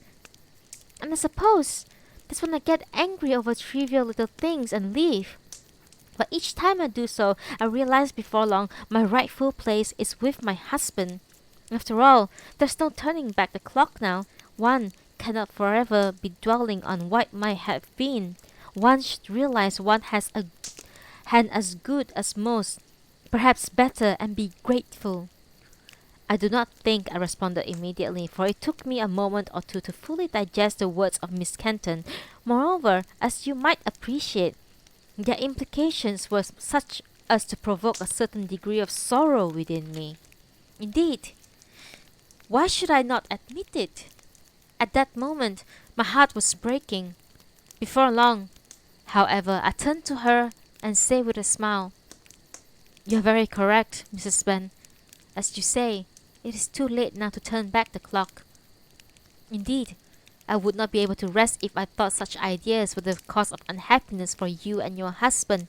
We must each of us, as you point out, be grateful for what we do have. And from what you tell me, Mrs. Ben, you have reasons to be contented. In fact, I would venture, what with Mr. Ben retiring, and with grandchildren on the way, you and Mr. Ben have some extremely happy years before you. You really mustn't let any more foolish ideas come between yourself and the happiness that you deserve." "Of course, you're right, Mr. Stevens. You're so kind. Ah, Mrs. Benn, that appears to be the bus coming now. I stepped outside and signaled, while Miss Kenton rose and came to the edge of the shelter. Only as the bus pulled up did I glance at Miss Kenton and perceive that her eyes had been filled with tears. I smiled and said, "Now, Mrs. Benn, you must take good care of yourself. Many say retirement is the best part of life for a married couple. You must do all you can to make these years happy ones for yourself and your husband. We may never meet again, Mrs. Benn, so I would ask you to take good heed of what I am saying." I will, Mr. Stevens. Thank you, and thank you for the lift. It was so very kind of you. It was so nice to see you again." "It was a great pleasure to see you again, Mrs. Benn." The pier lights have been switched on, and behind me a crowd of people have just given a loud cheer to greet this event. There is still plenty of daylight left. The sky over the sea has turned a pale red, but it would seem that all people who have been gathering at this pier for the past half hour are now willing night to fall. This confirms very aptly, I suppose, the point made by the man who, until a little while ago, was sitting here beside me on this bench, with whom I had curious discussion. His claim was that for a great many people the evening was the best part of the day, the part they most look forward to. And as I say, there would appear to be some truth in this assertion, for why else would all these people give spontaneous cheer simply because the pier lights have come on? Of course, the man I have been speaking figuratively, but it is rather interesting to see his words borne out so immediately at the literal level. I would suppose he had been sitting here next to me for some minutes without my noticing him. So absorbed had I become with a recollection of meeting Miss Kenton 2 days ago. In fact, I do not think I registered his presence on the bench until he declared out, "Sea air does you a lot of good." I looked up and saw a heavily built man, probably in his late 60s, wearing a rather tight tweed jacket, his shirt open at the neck. He was gazing out over the water, perhaps at some seagulls in the far distance, and so it was not at all clear that he had been talking to me. But since no one else responded, and since I could see no other obvious person close by who might do so, I eventually said, "Yes, I'm sure it does. The doctor says that it does you good, so I come up here as much as the weather will let me." The man went on to tell me about his various ailments, only very occasionally turning his eyes away from the sunset in order to give me a nod or a grin. I really only started to pay any attention at all when he happened to mention that until his retirement 3 years ago, he had been a butler of a nearby house. On inquiring further, I ascertained that the house had been a very small one in which he had been the only full-time employee. When I asked him if he had ever worked with the proper staff under him, perhaps before the war, he replied, "Oh, in those days I was just a footman. I wouldn't have known how to be a butler in those days. You'd be surprised at what it involved when you had those big houses you had then."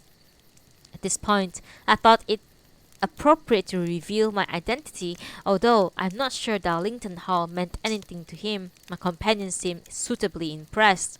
"And here I was trying to explain it to you," he said with a laugh. "Good job you told me before you did before I made a right fool of myself. Just shows you never know who you are addressing when you're talking to a stranger. So you had a big staff, I suppose, before the war, I mean." He was a cheerful fellow and seemed genuinely interested, so I confess I did spend a little time telling him about Darlington Hall in the former days. In the main, I tried to convey to him some of the know-how, as he put it, involved in overseeing large events of the sort that we used often to have. Indeed, I believe I even revealed to him several of my professional secrets designed to bring that extra bit out of stuff, as well as the various sleight of hands, the equivalent of conjurers, but which a butler could cause a thing to occur at just the right time and place without guests even glimpsing the often large and complicated maneuver behind the operation. As I say, my companion seemed genuinely interested, and after a time I felt I had revealed enough, and so concluded by saying, "Of course, things are quite different today under my present employer, an American gentleman." "An American, eh? Well, they're the only ones can afford it now. So you stayed on with the house. Part of the package." He turned and gave me a grin.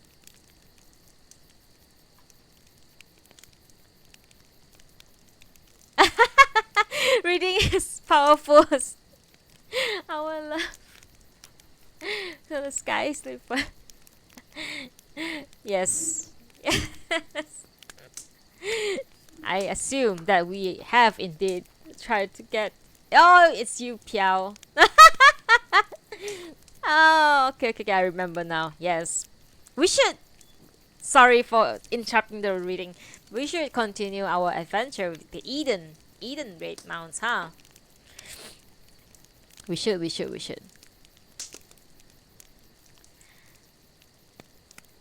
Hmm. Yes, I said, laughing a little, as you say, part of the package.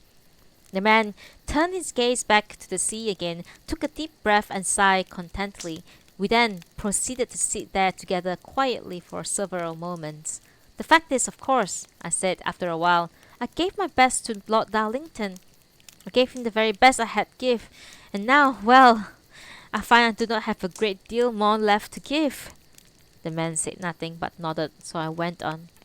"Since my new employer, Mr. Faraday, arrived, I have tried very hard indeed, to provide the sort of service I would like him to have. I tried, and whatever I do, I find myself far from reaching the standards I once set myself.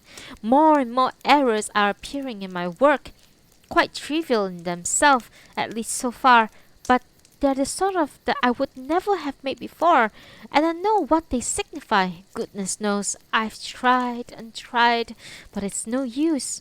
I've given what I gave it all to Lord Darlington."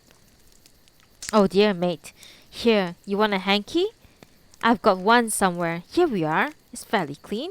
Just blew my nose once this morning, that's all. Have a go, mate." "Oh dear, no thank you. It's quite all right. I'm very sorry. I'm afraid the travelling has tired me. I'm very sorry." "You must have been very attached to this lord whatever. It's been 3 years since he passed away, you say. I can see you are very attached to him, mate." "The Lord Darlington wasn't a bad man. He wasn't a bad man at all. And at least he had the privilege of being able to say at the end of his life that he made his own mistakes. His lordship was a courageous man. He chose a certain path in life. It proved to be a misguided one, but there he chose it, and he can say that, at least. For as for myself, I cannot even claim that. You see, I trusted in his lordship's wisdom. All those years I served him. I trusted I was doing something worthwhile. I can't even say I made my own mistakes. Really, one has to ask oneself, what dignity is there in that? Now look, mate, I'm not sure I follow everything you're saying, but if you ask me, your attitudes are wrong, see? Don't keep looking back out all the time. You're bound to get depressed. And alright, you can't do your job as well as you used to, but it's the same for all of us, see? We've all got to put our feet up at some point. Look at me, being happy as a lark since the day I retired. Alright, no, so neither of us are exactly in our first flush of youth, but you've got to keep it looking forward. And I believe it was then that he said, you've got to enjoy yourself. The evening's the best part of the day. You have done your day's work. Now you can put your feet up and enjoy it. That's how I look at it. Ask anybody, they'll all tell you the evening's the best part of the day. I'm sure you are quite correct, I said. I'm so sorry. This is so unseemly. I suspect I'm overtired. I've been traveling rather a lot, you see. It is now some 20 minutes since the man's left, and I have remained here on this bench to await the event that has just taken place, namely the switching on the pier lights. As I say, the happiness with which the pleasure seekers gathering on this pier greeted this small event would tend to vouch for the correctness of my companion's word. For many people, the evening is the most enjoyable part of the day. Perhaps then there's something to his advice that I should cease looking back so much that I should adopt a more positive outlook and try to make the best of what remains of my day. After all, what can we ever gain in forever looking back and blaming ourselves if our lives have not turned out quite as we might have wished? The hard reality is, surely, for the likes of you and me, there is a little choice other than to leave our fate untimely in the hands of those great gentlemen of the hub of this world who employ our services. What is the point in worrying oneself too much about what one could or could not have done to control the course of one's life took? Surely, it is enough that the likes of you and me at least try to make a small contribution count for something true and worthy. And if some of us prepared to sacrifice much in life in order to pursue such aspirations, surely that is in itself, whatever the outcome, cause for pride and contentment. Sorry.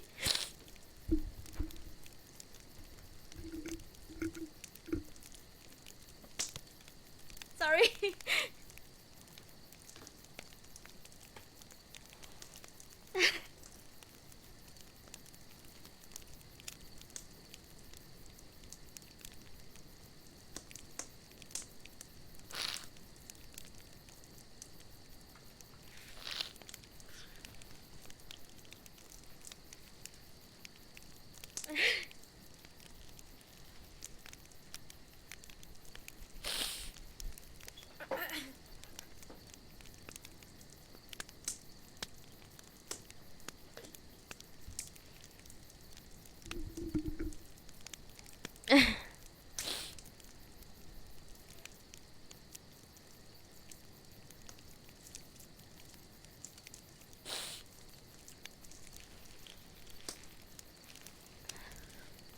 A few minutes ago, incidentally, shortly after the lights came on, I did turn on my bench a moment to study more closely the throngs of people laughing and chatting behind me. There are people of all ages strolling around this pier, families with children, couples, young and elderly, walking arm in arm.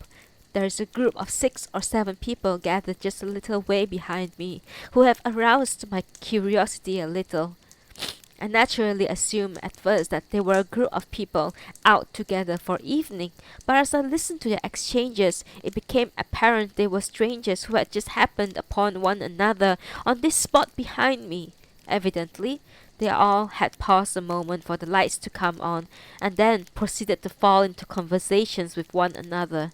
As I watch them now, they are laughing together with one another, and I watch as it is curious how people can build such warmth among themselves so swiftly. It is possible these particular persons are simply united by the anticipation of the evening ahead. But then, I rather fancy it has more to do with this skill of bantering. Listening to them now, I can hear them exchanging one bantering remark after another. It is, I would suppose, the way many people like to proceed. In fact, I would suppose the way many people... Sorry. In fact, it is possible my bench companion of a while ago expected me to banter with him, in which case I suppose I was something of a sorry disappointment. Perhaps it is indeed time I began to look at this whole matter of bantering more enthusiastically. After all, when one thinks about it, it is not such a foolish thing to indulge in, particularly if it's the case that in bantering lies the key to human warmth. It occurs to me, furthermore, that bantering is hardly an unreasonable duty for an employee to expect a professional to perform. I have, of course, already devoted much of my time to developing my bantering skills, but it is possible I have never previously approached the task with a commitment I might have done. Perhaps then, when I return to Darlington Hall tomorrow, Mr. Faraday will not himself be back for a further week. I will begin practicing with a renewed effort.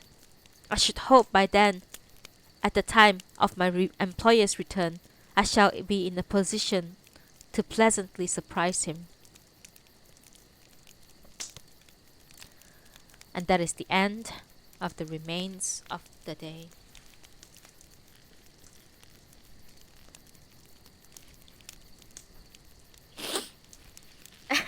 Sorry.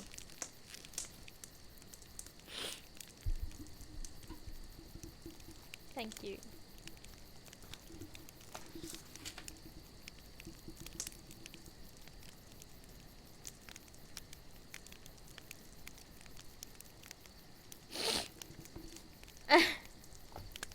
Thank you.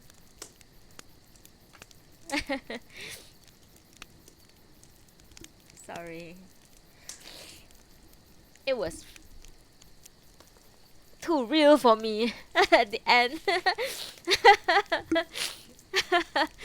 Thank you, thank you, thank you.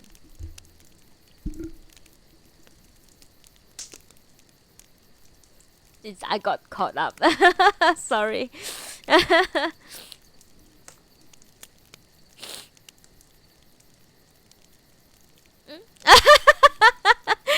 Oh god, thank you. Thank you.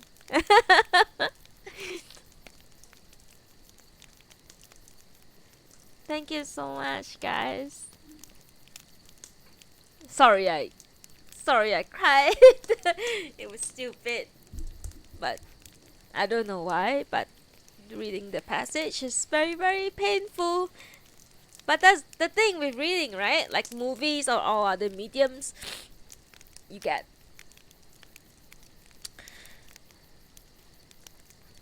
really you get affected by the things that are presented, you know? It was really sad. The whole thing about you know, don't look back and sorry, I haven't cried on stream like in forever. Sorry. Yeah, passion of reading.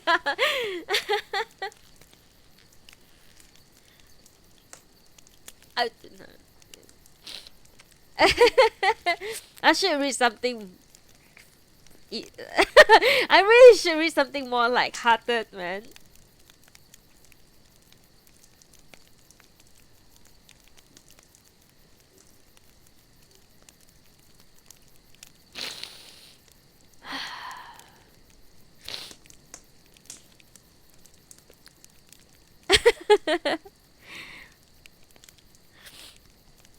Thank you. I didn't mean to cry.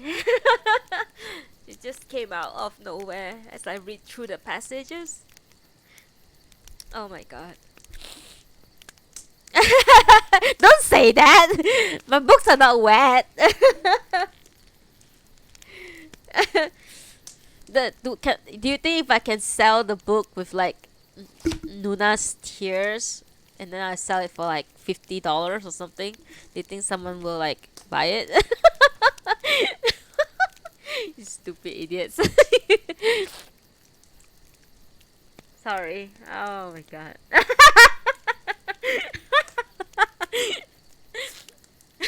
You stupid idiots.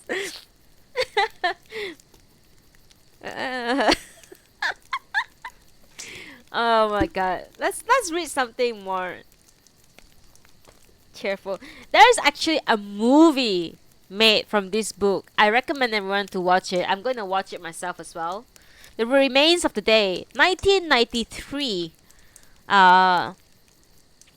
Stevens is played by, oh my god, what's his name? I can't. Anthony Hopkins. Yeah. There's Anthony Hopkins and Emma Thompson in it, and Hugh Grant. No, is it Hugh Grant? No, Hugh Laurie. I think it's Hugh Laurie.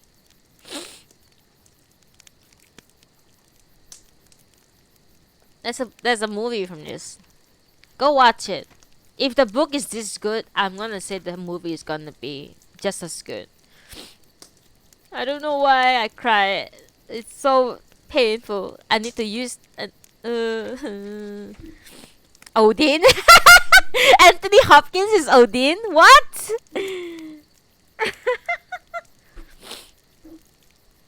You crazy people. Oh, Hugh Grant is correct. Okay, I know it's a Hugh, but I don't know which Hugh. I wouldn't be surprised if it's Hugh Laurie too. He's a great actor too. But I think Hugh Laurie as that character makes sense because he was like very young and all that. Um, yeah, Twisty, we should watch it. I don't know why I cried.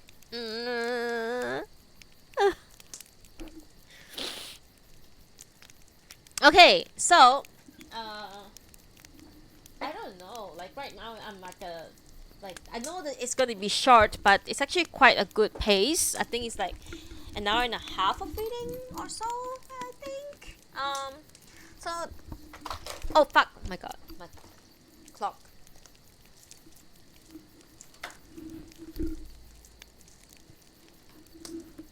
Anyway, what? Lena Headey's in it too? Wow, we have to watch it then. Okay, I'll see you, Diane. Are you coming back later? Shall we do some Unreal when you are back later?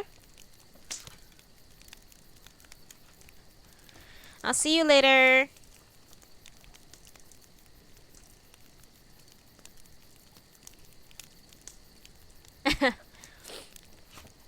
Okay. No pressure. I'm just very free.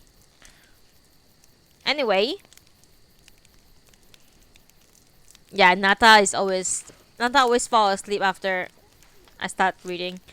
Alright, anyways, the next book is going to be The Cat Who Saved Books by Sosuke Natsukawa.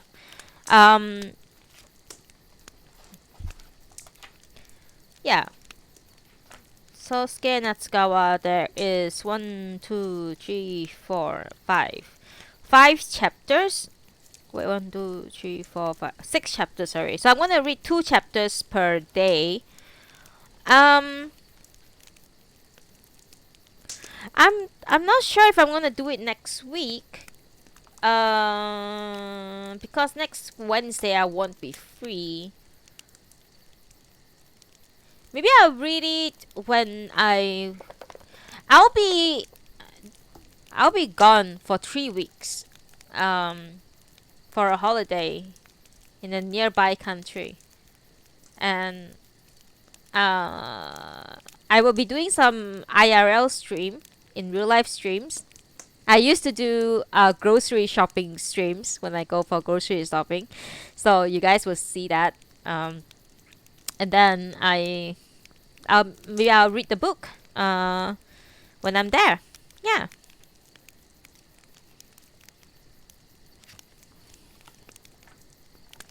Anyways, I think I'm just gonna take a rest early. I don't know, or you guys want me to read another book? I don't know.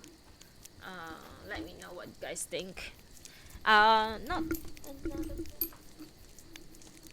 What holiday? I'm gonna be in SG for 3 weeks.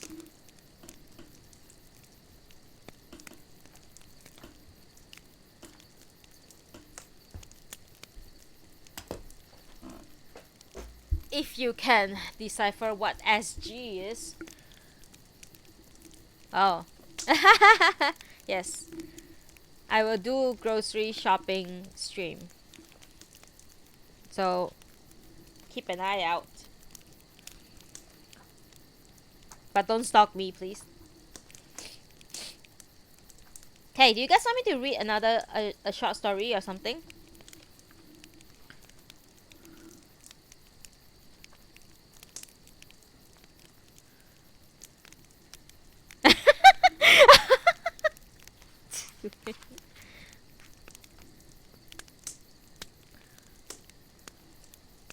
Flash fiction.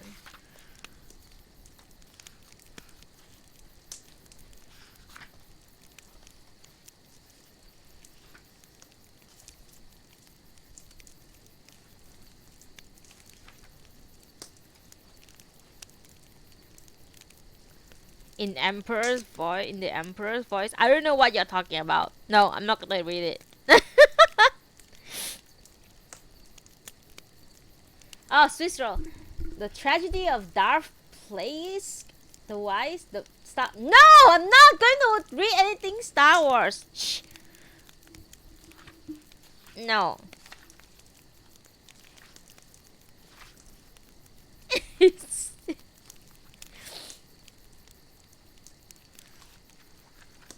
Alright, I'll see you, Renzo.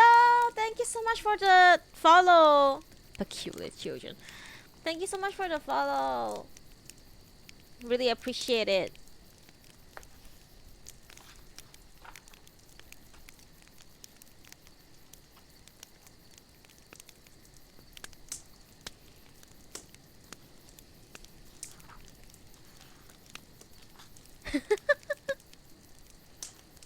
Party? Hell yeah, we did it. Hey, Ando, we have finished the book already. I'm just like chatting with people right now, and may or may not read a short story, but I don't know. But people are leaving already, so I think probably we are not gonna read any short story. I don't know. Are you guys leaving? Are you guys leaving? Or are you guys staying? For a bit more. Not yet. Okay.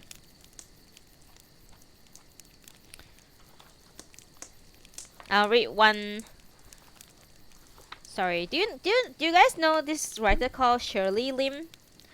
She's from my country, but she's now a lecturer in the United States, a professor of English in the University of California.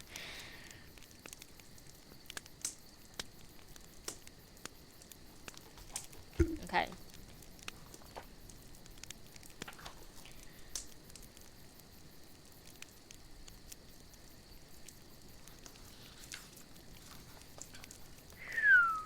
I'm trying to choose one.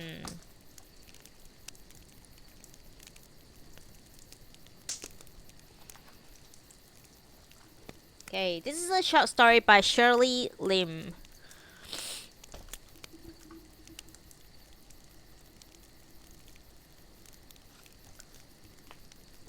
Is this local SG book, Another Day? Is it written by a Singaporean? I currently cannot take any book requests because I have a lot of book to read. I have tons of Kazuo Ishiguro's book. I have tons of Natsume Soseki's book. I also want to read Yukio Mishima. I'm sorry, I'm a weeb. I read Japanese writers' books more. Except for my amazing hatred of Murakami. Never mention Haruki Murakami in front of me. I'll get very angry. I hate him. Some people are like, what the fuck? You don't like Murakami? That's surprising. Yes, I don't like Murakami. I hate Murakami. Please don't let me. You will never able to make me read a Murakami book. I would read anyone's book except a Murakami book. Murakami is just fucking... He's like an incel who is like... I don't know, he's fucking weird. I have a... I never really divulged in Paulo Coelho stuff, but I do have a book that's... It's a... from Paulo Coelho Love, selected quotations. So it's basically quotations from all of his books that's like anything about love. That's why in my redemption, my points redemption, you can see there is one redemption that's like a quote on love. I get that. I read from the that book basically. Okay. I'm going to read you a short story by Shirley Lim. Oh, ad time? Okay, then let the ad roll for a bit.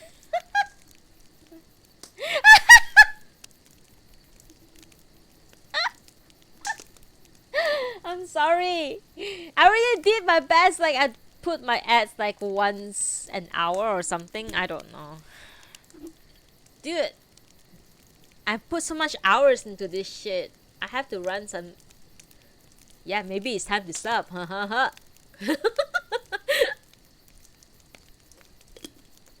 Don't worry about it.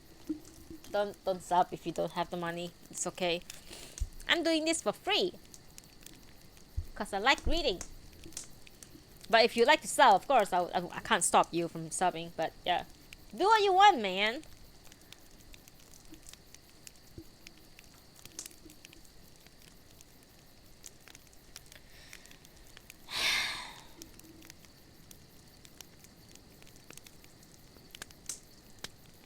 You you wait for the day. What day? When I can read other The Alchemist. I have thoughts about maybe reading The Alchemist. Um, but so far I'm way too weak. I'm still going through a lot of Kazuo Ishiguro's books. I went through a lot of Natsume Soseki's books because I love Soseki, and I haven't even gotten all of Soseki's books yet. So yeah, so yeah, I will read The Alchemist one day, but as of now, I'm very my lines of like the books that I have to read on stream is mostly Kazuo Ishiguro and other Asian writers. But I will read The Alchemist. I heard and seen reviews that is very good. Anyway, since the ad is over, I'm sorry about the ad in your face. Um, I'm going to read this short story by Shirley Lim titled The Good Old Days, written in 1981. Whenever my mother talks about the good old days, I remember grandfather's funeral. Alive, grandfather had been an important man owning two hardware stores, 10 houses, 150 acres of rubber estate, and 3 farms. But I hadn't known how important he was until the day he died, and anyone who was anybody in the town came for his burial. The police closed the town roads to make place for the procession as it wound its way through the major thoroughfares. Sorry. Aside from the 50-man band blowing dignified oompas on polished brass, there were over 100 banner bearers, each carrying a tall bamboo pole to which was attached to a long piece of colored cloth. The cloths had been respectfully presented by the town's businessmen, and the name of their shops were emblazoned on banners in red and gold letters. The lorry, loaded with its huge mahogany coffin, followed slowly after, decorated with a profusion of wreath and paper effigies. This was the year that acetate paper was first used in town, and the funeral shop had been inspired by its many possibilities. The effigies of motor cars, multi-storied buildings, even a man in a tailcoat and top hat were constructed of shimmering purple, aquamarine, emerald, rose, topaz, etc. Grandfather wouldn't have approved. He had been a plain, cautious man who dressed simply in black trousers and white open-neck shirts, who preferred eating congee to European cake. We walked after the hearse in grand fashion, stumbling along in our straw sandals, our head covered with straw-plaited mats. All 4 of his surviving sons, 5 daughter-in-laws, 25 grandchildren, sundry nephews, nieces, cousins, and kinfolk by blood, by marriage, and by custom. We wore new clothes of the most bitter black. The dye was fresh and pungent, and the seams stiff with starch. We wrestled like the Saragossa sea, trampling behind the dead and smelling as foul as the black tide. The woman screamed and wailed, and the man paced sullenly behind, and we trotted as fast as we could, scratching whatever the straw and clothing itches us. The procession stretched for almost a quarter mile. Grandfather's retainers, employees, tenants, customers, suppliers, government officers he had bribed for business favors, debtors, creditors, hangers-on, all walked with him under the imperturbable, imperturbable tropical sun, some waving palm fans, others reading the newspapers, eating melon seeds, or gossiping. The trouble began even before the funeral. Grandfather, who spoke no English, had gone to an Indian lawyer to draw up a brief will leaving all grandfather's possessions equally to his children. The lawyer, of course, had no way of knowing that nothing could be equal in our family. The evening grandfather died and the coffin was still in Hon, our fathers, his sons, met to discuss how to divide the property. We will keep everything as it is. The profits from the shops, farm, estates, and rents will be divided each monthly among us. First uncle, the eldest son, said. Who will oversee the businesses? Second uncle wanted to know. I will continue to do so. You know, I've been doing most of the work for the old man for the last 5 years. Third son, my father, didn't like the idea at all. He had been trying to build up his business as a middleman trading in rubber. The shop was not doing well because there were a glut of synthetic rubber and because of the recent American quotas. Father had bought a lot of smoked rubber last year and he couldn't find a buyer for most of it. The land behind our house was piled with tacky rubber sheets which smelled like mixture of putrefying fish head, pig swill, and wet copra rotting under canvas. Although mother didn't complain, father was obviously unhappy about the rubber stink which filled every room in our house and about the low-class appearance of his yard. Father was a sensitive, dreamy man who could never have gone into rubber trading. I want my share of the property. We should sell everything and divide the proceeds among us. A little money every month cannot help me. Third brother is right, second uncle said, beaming. We would like our share immediately. But there are problems with the economy this year. It would be foolish to place the properties on the market. We may have to accept a price less than their value. A better method is to divide the properties among us. First brother, being the eldest, will have the first choice of the parcel, I the second, and so on. In this way, we can each do whatever we wish with our share. First brother can keep his business, third brother can sell his share, and I haven't decided what to do. Second uncle was the clever one in the family. Whenever the brothers played mahjong together, he was usually the big winner. No one trusted him. Both second and third brother are right, fourth uncle added. But I must stupidly disagree with second brothers about the method of division. The property are not at all equal value.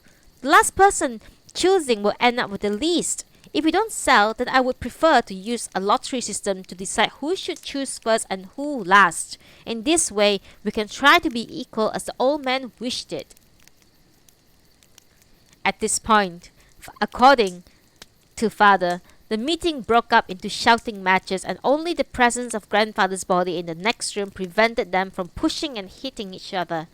Greedy and stupid men, my mother fumed as she spread planters, margarine, and sugar over our morning bread. You are right in insisting on your share. Even now, when people are hard up, your father's land and houses will fetch a good price. Think of all we can do with the money. I can rent a warehouse to store the rubber, father murmured, looking pale and miserable. He had been eating very little and had grown thin and worn because of the stink of the unsold rubber, he said, upset his stomach. And we can buy a larger house with 6 rooms, one for each child. We looked up when we heard this. I don't have to share a room with Fatty and Piggy. Who are you calling fat, you balloon? Shut up, midget. I'll get you later. You boys are so rude. Oh, and you are so pretty, ugly. Ma, he's pinching me. I have to go to work, father said and left his coffee on the table. Can I drink father's coffee? I want it. Me too. Quiet! You must show proper respect for the dead. Your Kong Kong is just dead one day, and you're already acting like monkeys. But we didn't mind mother's words. We were all too happy at the prospect of having our own rooms and went off willingly to school that morning. We came home excited. Achen told me second auntie called father an ox. She says father is dumb. He believes the mice will buy his rubber. Song says that he's not supposed to talk to me. We are ungrateful hooligans and his father doesn't want us to influence him. I told Aleng that you called his father stupid and greedy. His mother says we are thieves. She also said that father will murder them just for the money. Is father a murderer? Father was a hero. No one would blame him for killing fourth auntie, whom we agree was a stingy poker and nag. Her some fools hung on her like rags drying on washboard. She was so flat and ugly. Father didn't seem like a violent man, but one could never tell. We remember the noodle man who had a stall down the road, a little man who was remarkable because he had the middle finger missing on his right hand. One night a few months ago, he chopped up his wife with a cleaver, and who would have thought he was a killer as he threw shrimps and fishball into the wok for their supper? After the funeral, first auntie visited us to make amends. A new enemy has appeared. Fifth uncle's widow, whom no one had included as a beneficiary, had actually hired a lawyer to claim her share. Mr. D'Souza, an established Eurasian lawyer with an office near Government House, apparently promised that her children would be entitled to 1/5 of grandfather's wealth, and the greedy upstart was suing the family. I spotted her for a poisonous spider from the first auntie said triumphantly. Any woman who would go to the cinema with a man before they are married is not to be trusted. And imagine having 6 kids in 7 years. No wonder poor brother coughed himself to death. I don't know. I think he fucked himself to death if 6 kids in 5 years or something. I spotted her. Mother listened with a vexed face. She had always defended Auntie Wu, the only sister-in-law beside her who received an English education in the Methodist school. They had exchanged through romance magazine, heartbreak comics, when fifth uncle was still alive and suffering from tuberculosis. And after his death 2 years ago, our cousins had often come home with us for lunch. It does seem wrong to bring family affairs to court, Mother admitted. If only her husband can see her unfilial behavior, he will have no rest and must curse his own children for having this evil witch for a mother. Surely she will be condemned to the lowest level in hell, where the god of the underworld himself will supervise the demons as they pull her entrails up to her mouth. Which monastery will dare to pray for her spirit, which is as ravenous as a man-eater's? We clung to Mother's chair and hid under the table as first auntie cursed. Mother looked more and more guilty. Perhaps I will ask the children not to eat with us, she finally ventured. Those poor children are forever hungry, for they have little to eat at home. You know, since fifth brother's death, they have almost nothing. We shivered when we heard this. To be hungry and to have almost nothing. No wonder Ko and Seng and their 2 sisters were happy to help us finish our rice and soup. You must do at least that, Miss First Auntie urged. She's hurting the whole family through her ridiculous suit. May I die if I go to a Serani 10,000 devil to make trouble for my own flesh and blood. A Serani devil. Mother didn't understand how little sister could talk face to face with an Eurasian. It was all right to see white people in their pictures when they're either punching or lewdly kissing each other, but to do business with a Eurasian who was, after all, almost a white man. Her financial problems were driving fifth auntie mad, Mother told us. We dutifully promised we wouldn't bring our cousins home any longer. But we also vowed among ourselves to take our morning bread to school to share with them during recess. 2 weeks later, we came home from school and found fourth auntie, whom father was going to murder, bravely sitting in the kitchen. She twirled her jade bangles as she talked. Now and then, she slid off her bony wrists and she would catch them nervously and push them back. She pushed hard enough, we thought the bangles could slide all the way up to her armpits. The younger members of the family must stick together, she said passionately. Second brother is cunning like a wolf waiting at night for the careless person. He will eat us up one by one unless we band together. You know how dangerous a wolfish nature is? Such people are rapacious. They will eat their own children. They are so controlled by their appetites, cannibals and murderers. We pinched little Sue, who had begun to wail at the thought of being eaten, and Ah Beng pulled her under the table from where they could safely observe fourth auntie's skeletal feet and listen to her without mother noticing. How did second brothers find a white lawyer? Mother asked. Only the devil knows. He was afraid of the Serrani de Souza, for he knows how the white court had its barbaric laws which favors the red-haired devils. What is more cunning than to hire a red-haired devil to fight in court? Ang mo.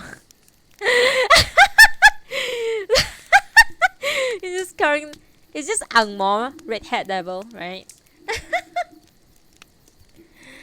but but there are no white lawyers in town. Mother countered, furrowing her brow. Yes, but he found one in the capital city. This lawyer, Mr. Deal, is supposed to be a golf partner of the minister, and he goes to the racetrack with the politicians. We have no chance against him unless we fight together. Mother, however, wouldn't promise to join the ranks with her, which made all of us glad. Although we were afraid of second uncle's wolfish appetite, we didn't care for fourth auntie either. She was so tight-fisted that she had come to our house without cakes or fruit for us. She's right, Father said. I'll speak to the fourth brother tomorrow about getting a lawyer to represent us.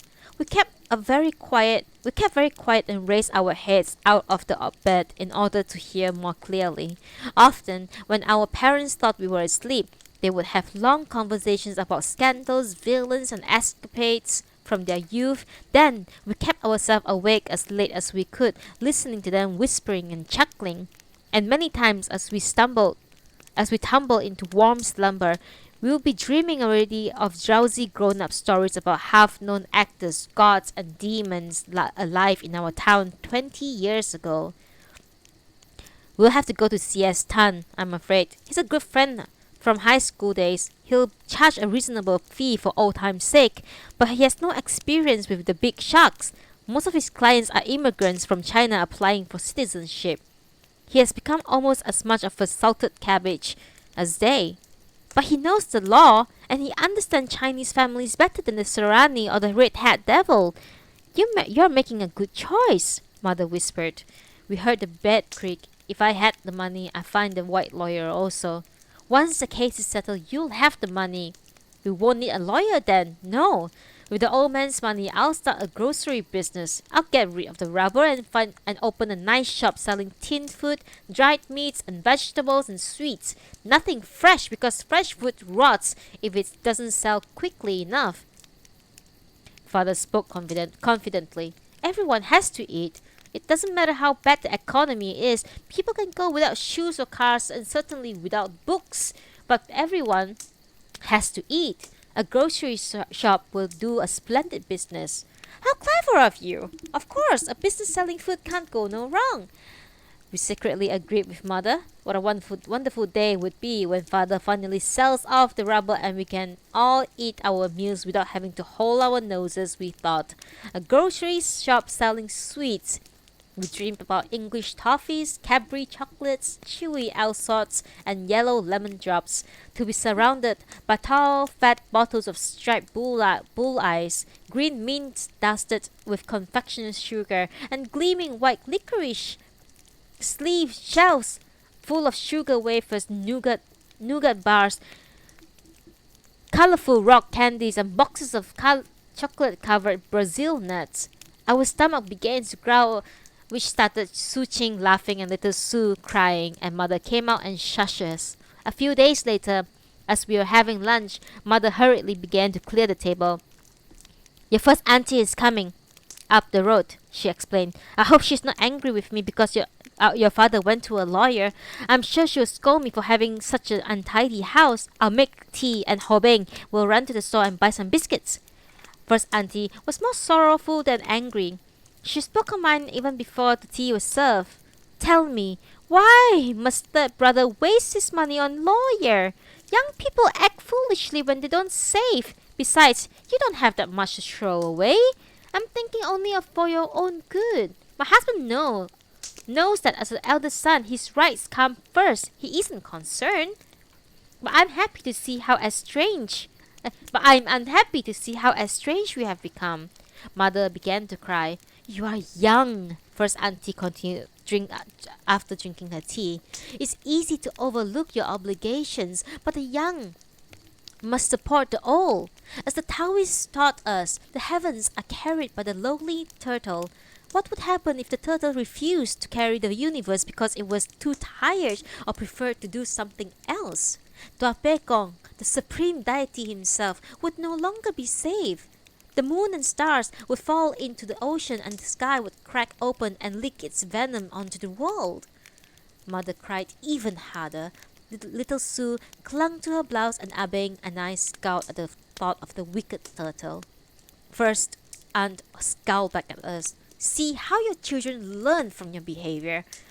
Someday you too will be old, and you'll want your children to carry you. How you'll curse them then if they disobey.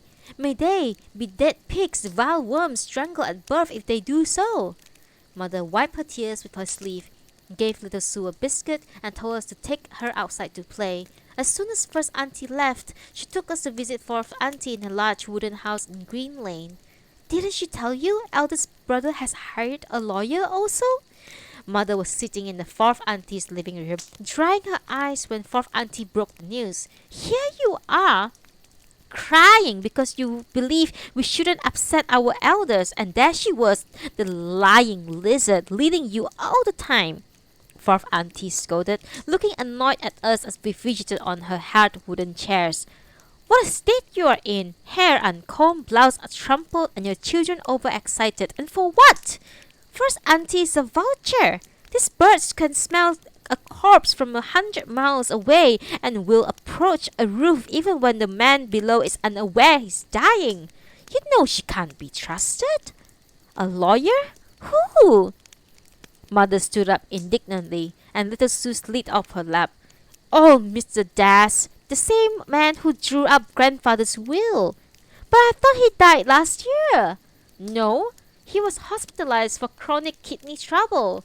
You know how these Indians are, either drunk or on toddy or near dying. Oh God, this is so racist. Mother shook her head disbelievingly. But everyone knows he's senile. Why, he must be at least 70 years old. The eldest brother had no choice. He's the only lawyer left in town. Fourth auntie's face grew scrawnier as Mother began to laugh helplessly. We giggle with Mother and tickle each other until we are gasping with laughter at fourth auntie, who is wriggling her black eyebrows in disapproval. But Father didn't think we were funny when Mother described the scene to him.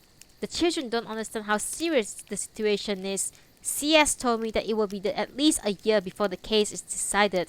In the meantime, he's willing to wait for his fees until the estate is settled. Father appeared worried and perplexed. Perhaps I should work harder at trading rubber. Mustn't be like this. Mustn't be like the hare and the tortoise and count my chicken before they are hatched. He sighed and went to the yard to check the ghostly mounds of rubber sheets glued together under the rising moon. Second auntie's here! Second auntie's here! We chorused as we sighted her plump body plodding on the road. It was months since we heard from any of Father's relative, and we had almost forgotten grandfather's will. Abeng ran to fetch Mother, who was watching her favorite Chinese opera on the television with a neighbor. Little Sue danced towards second auntie, whose pet she was. We all knew our generous aunt had brought presents. Apples for Mother, dried plums for us, and little Sue a whole cutty of oranges. Accepting her second cup of tea, she went straight to the point. Sister, she said calmly, we must stop this family wrangling. Did you hear that fifth brother's widow tried to kill herself yesterday? No! Mother shooed us away, and we hid behind her chair and crept under the table.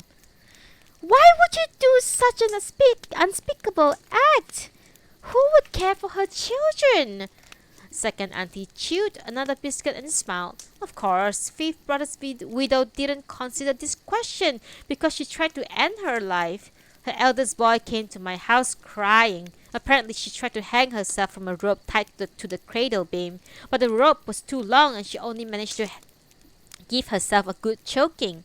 However, she was quite incapacitated and could hardly speak. Fortunately, the children had too much good sense to call the police. What a scandal it would be for our family if the attempt had been reported. Why didn't she come to me? Mother cried. I would have helped her. We shrank under the table, for we remembered we had warned our cousins not to come near our house. It was weeks since we had played with them in school. She was foolish to begin the court suit, second auntie said, ignoring her tears, and she deserved to be punished. But she has punished herself already. She couldn't tolerate the family's bad feelings towards her, and neither can my husband. In the last months, he has been suffering from insomnia, and his health is weak. We should reconcile our differences now. What can I do, second sister? Mother asked abjectly, sorry. My husband has also been affected. He isn't eating and is as thin as a ghost. Second auntie spoke with authority. We'll tell these lawyers to stop the case. We'll share the property according to whatever means are agreeable. You see, by this time next month, we shall have everything resolved. But second auntie didn't understand the depth of fourth auntie's suspicion and the extent of first uncle's and Mr. Da's senility. They pressed on with the suit, and a few months later, a judge decided that the property should be sold to the first reasonable bidders and the money divided equally among the five brothers and their families after payment of legal fees. The bidders paid only a fraction of what the property was worth, and after Messrs. Duzas, Deal, Tan, and Das, together with their clerk's assistants, were paid, the family was left with a debt of $10,000. Did the family receive anything from grandfather's will? Well, father and his brothers never become rich businessmen, but my eldest brother Ho Bing is now a top lawyer in his own firm in the capital city, and my second brother Ho Peng is a successful accountant, and I teach economics in the university.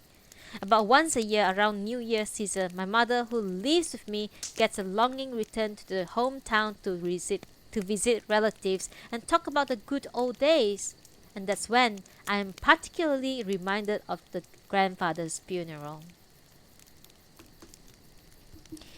That is the end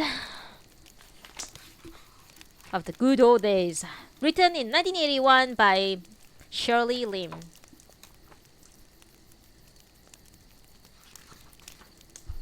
Hey, dead people with inheritance and fuck tons of siblings. I have experienced that myself. My father has 10 siblings including himself. Imagine that.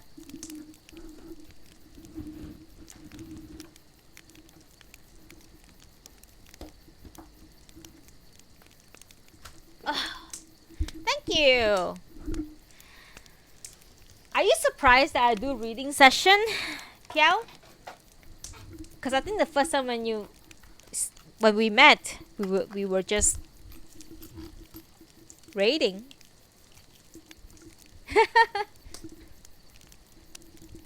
Yeah, exactly. Back in the day, our grandparents had nothing to do. Yeah. Damn. Exactly. Isn't it amazing?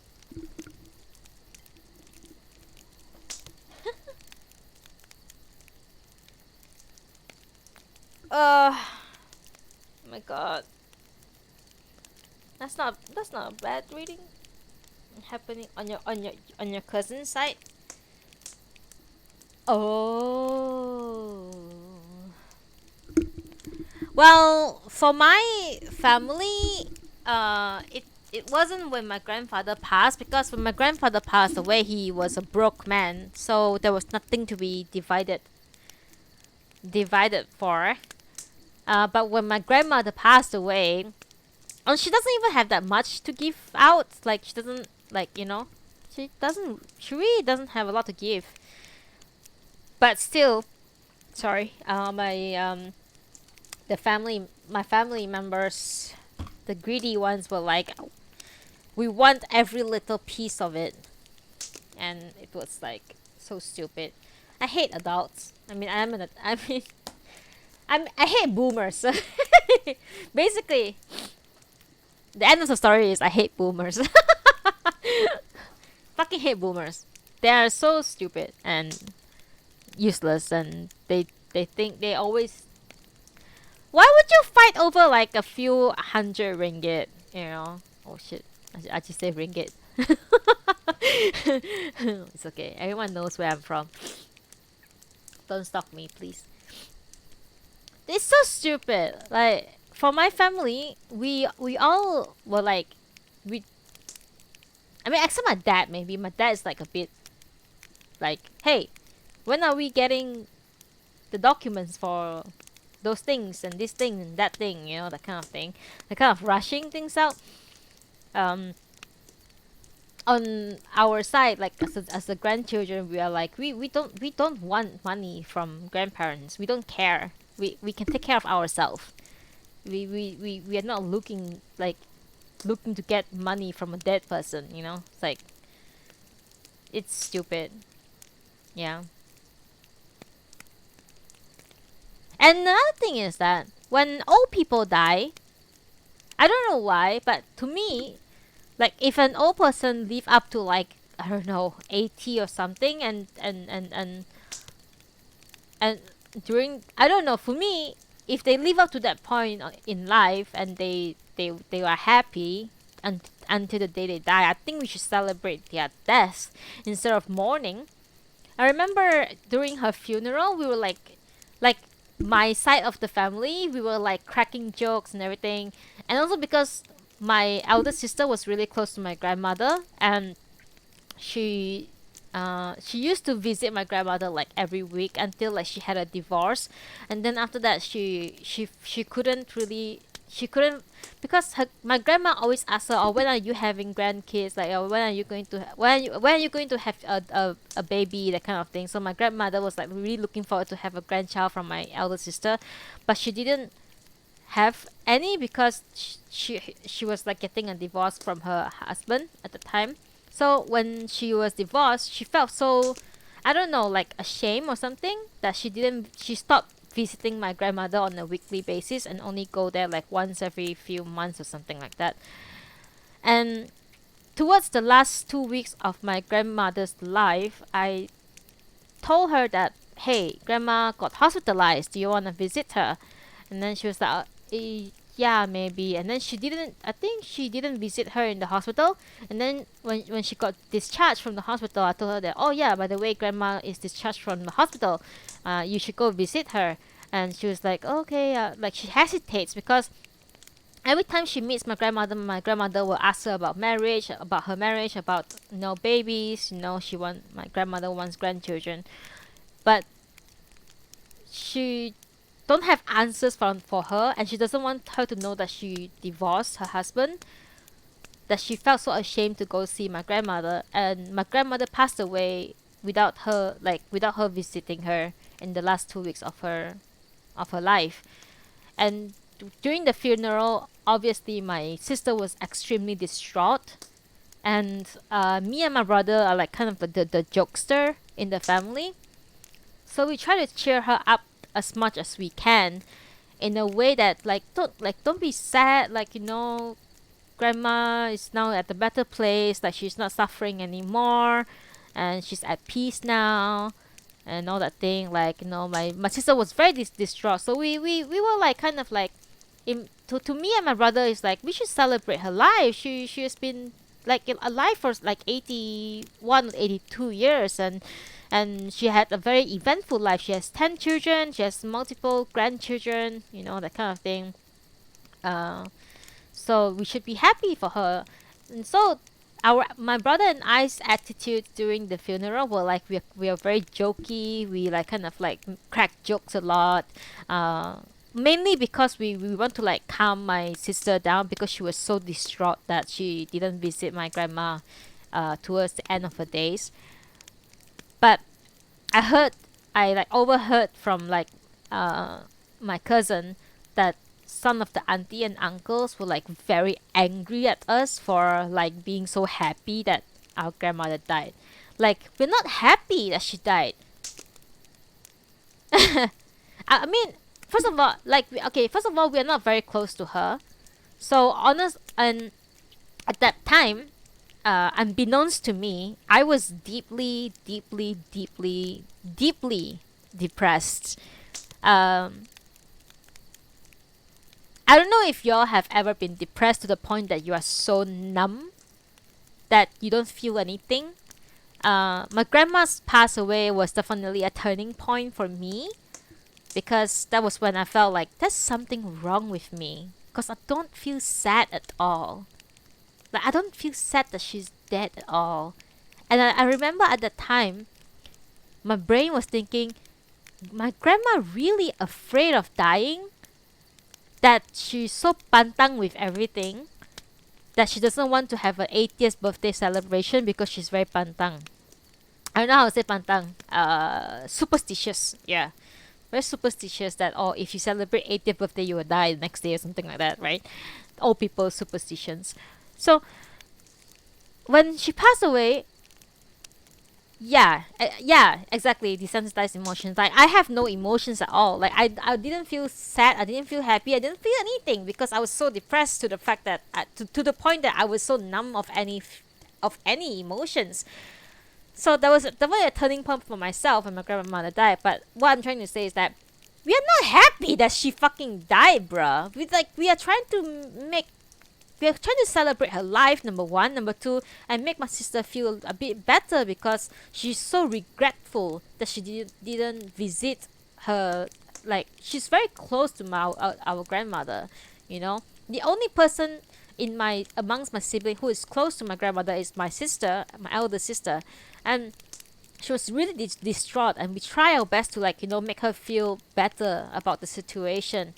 And the auntie and uncles were really fucking angry at us because we were laughing and everything. Like, bro, please calm the fuck down. Grandma's dead. That's like, she had a long life.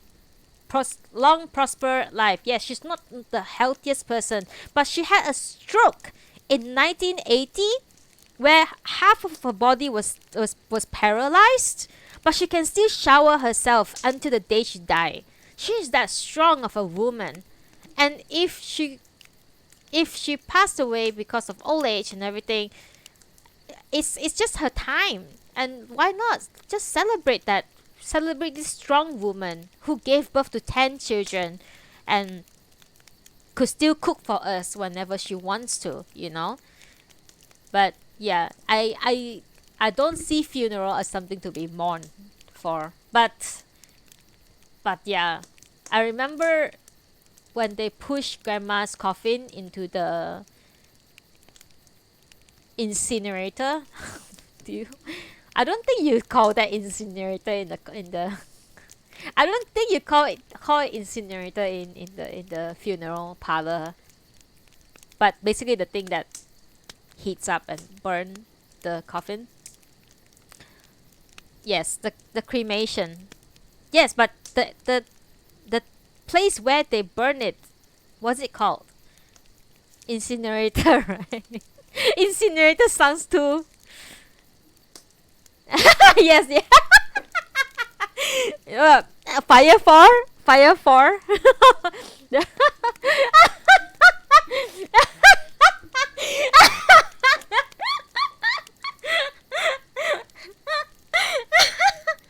Sorry, grandma.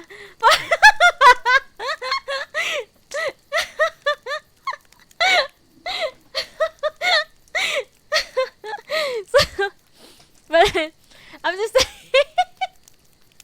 Yes, the Firaga room. Yes, the Firaga room. We're gonna call it the Firaga room, the fire forum. So basically, when they pushed her coffin into the room, the cremation room, um, I saw my dad cry. And my dad is like this macho man who I've never seen him cry in my life. And I saw him cry, and then I didn't feel anything. You know, like, oh shit, like I was like looking around. My aunts were all wailing and crying because you're watching your mother being pushed into a room and get burned to pieces, right? It has to evoke some kind of emotion, right? Like my aunts were all wailing, my uncle were crying, and then my dad was shedding tear quietly, like just weeping quietly. And then my of course my sisters just went all like just started like wailing as well because that's she just very sad. And then my brother cried as well. And then I just stood there and I looked at everyone in the room. And I was like, what are they feeling? Why don't I feel that? Like I don't feel anything. That's when I was like, there's something fucking wrong with me, bro. And then slowly I realized that I've also been spending time in the mirror in the past year during that time even before my grandmother passed away. I've been spending time in like looking into the mirror and try to practice reactions or emotions. Like, okay, what if someone tell you that they won a lottery? What kind of face do you give?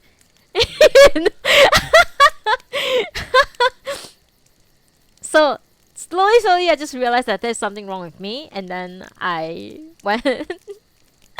Yes, exactly. Yeah, yeah. That kind of face, Piao. That's right. Exactly that kind of face. Yes. So that's the story of how I went to a GP, get a referral, and see a psychiatrist. Because there's something very wrong with the way I reacted during my grandma's passing and funeral. Crazy, huh? But I never felt that way again after I started like my medication and all. It's if you ever find yourself not feeling anything, you are probably very fucking depressed. Go see a doctor. That's my that's my that's my advice to you today. I'm serious. Fucking serious, bruh. Like if you don't feel pain, if you don't feel anything. Yeah? Yep. If you don't feel anything, go see a doctor. That's my advice. But I don't know. Is it better to feel nothing or to feel everything? That's another question. Is it better to feel nothing or to feel everything? Because it's like the extreme. Like after I started my psychiatry rounds, having to take medication and everything, I started to feel a lot more. Like what I thought was that I was being logical and rational. It's actually me severely depressed and not feeling anything. But then once I'm like on medication, I start to feel everything, and it's like kind of painful to actually feel everything. I mean, look at what happened. I fucking cried when I was like reading a very sad passage in a book. I don't know if the reading actually warranted that crying session that happened just now, but it moved me. It definitely moved me to the point that I felt like, God, there's tears in my eyes.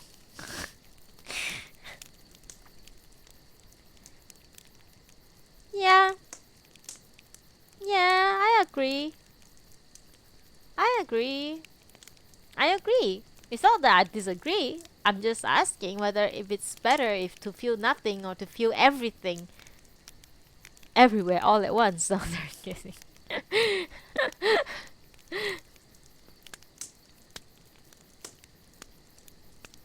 Also, guys, happy. Of course, I was happy. I was like trying to get that shit forever since it first came out. But I was also having a bit of a mixed emotion because I remember when I first tried to proc that one was during the end of Shadowbringer and like a month or two before Endwalker dropped. I was progging that with my first static ever, and when we were doing the fight that day, it definitely bring back some memory of those days when I was progging with my first static that I had a huge fallout from. Um, uh, I guess if you ask the person, they will say that it's my fault. To some degree, I do admit it's my fault. Um, but if you ask another person, they will say that no, it's just that guy is an asshole. That's why it's all fell out. And also the course of what happened last year as well. That like just a lot of like things that made me feel a bit melancholy, I would say. Yeah, I wouldn't say nostalgic because nostalgic can be happy. I think it's more melancholy than nostalgic. Yeah, that we definitely did bust his balls. It was awesome. It's a great fight actually. I still remember progging that one properly without unsynced. I remember clearing Leviathan and Eden unsynced with that same static group. I don't have a static group now, so I really miss raiding, to be honest. I really do. Yes, the button has the best song. It was so awesome to run through that and the whole um Tsunami 1, Tsunami 2. Oh my god. Oh god. Yeah. I miss raiding a lot. I really do. I really wanted to. The last raiding that I couldn't pass through is P3S. I managed to go up until the the ads phase, after the ad phase, and then I never got past that phase. And then I stopped raiding because of issues. Another issue that happened last year. I've been through a lot of shit, okay? You can ask Deanne about that. Deanne was the witness to all the shit that I went through last year. And Deanne was the only one who stayed with me until to this day. And I appreciate that.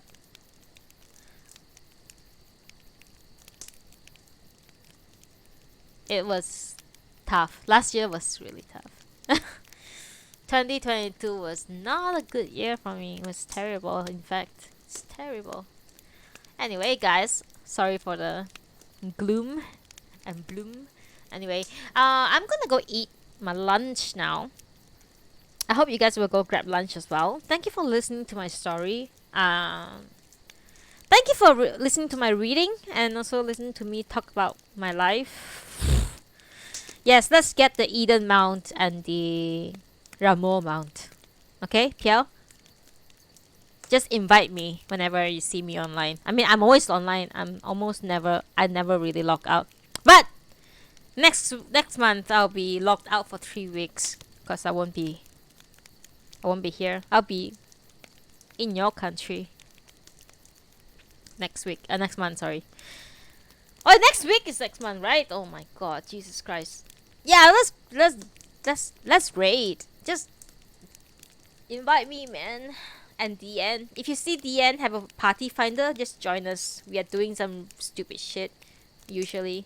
Unreal. Uh-huh. I still haven't cleared Unreal yet. Anyways, thank you for coming to the reading today. Thank you for the cheer, Hikari. Thank you for the follows. We hit 150 followers today. We will continue to strive to do better. I mean, I will try to do better in my reading. I will bring a book to my holiday so that I can read to you all on for Noodable, and I'll look out for my in real live stream as well. I will bring you to grocery shopping when I arrive in your country. And then you can tell me what to buy and eat. Because I'll be living alone in the house for like 3 weeks with a cat. I'm going there to be a cat sitter basically for my other sister. Anyway, yeah, look out for grocery shopping in real live stream, guys. It will be fun. I do that every time I go to your country. It's very fun. Look out for that, and then look out for more reading session. Look out for perhaps Final Fantasy 8 streams as well. I've been doing Final Fantasy 8 streams. Go get your lunch. I'm sorry for holding you all back for so long. Thank you for being here today. Thank you to every one of you. DN, Nata Di Coco, Fizz, Piao, My Holly Wing, Swiss Roll, if you're still there. Twisty for moderating. Fur Martinez. Renzo, sorry. Renzo, thank you, Renzo, for the follow. Thank you, Piao, for the follow. And thank you, Cornelius. I think Cornelius is probably asleep now. Is that Cornelius is like all the way. And thank you, Hikari, for the 50 bits cheer. Thank you once again for everyone. Thank you for being here with me. Listen to my story, listen to my reading, listen to me cry. And I shall send you off with my favorite song in the world. Oh shit, I can't. How come?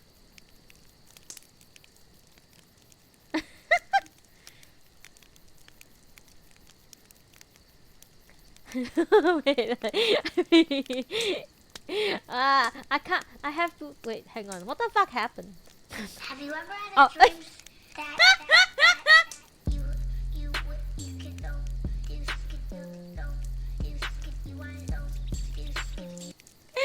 Thank you for redeeming that. I didn't want you to waste 650 an hour. I usually do it myself, but I don't know why I couldn't do it. I think because you redeemed it. Like, I have a countdown for that because I'm scared that people will keep spamming it my entire reading. But thank you so much, guys. I'll see you all soon. Stay healthy, stay safe, stay happy. I love you all. Thank you. Have a good day. Have a great weekend ahead. Now so, and I shall see you soon. Bye.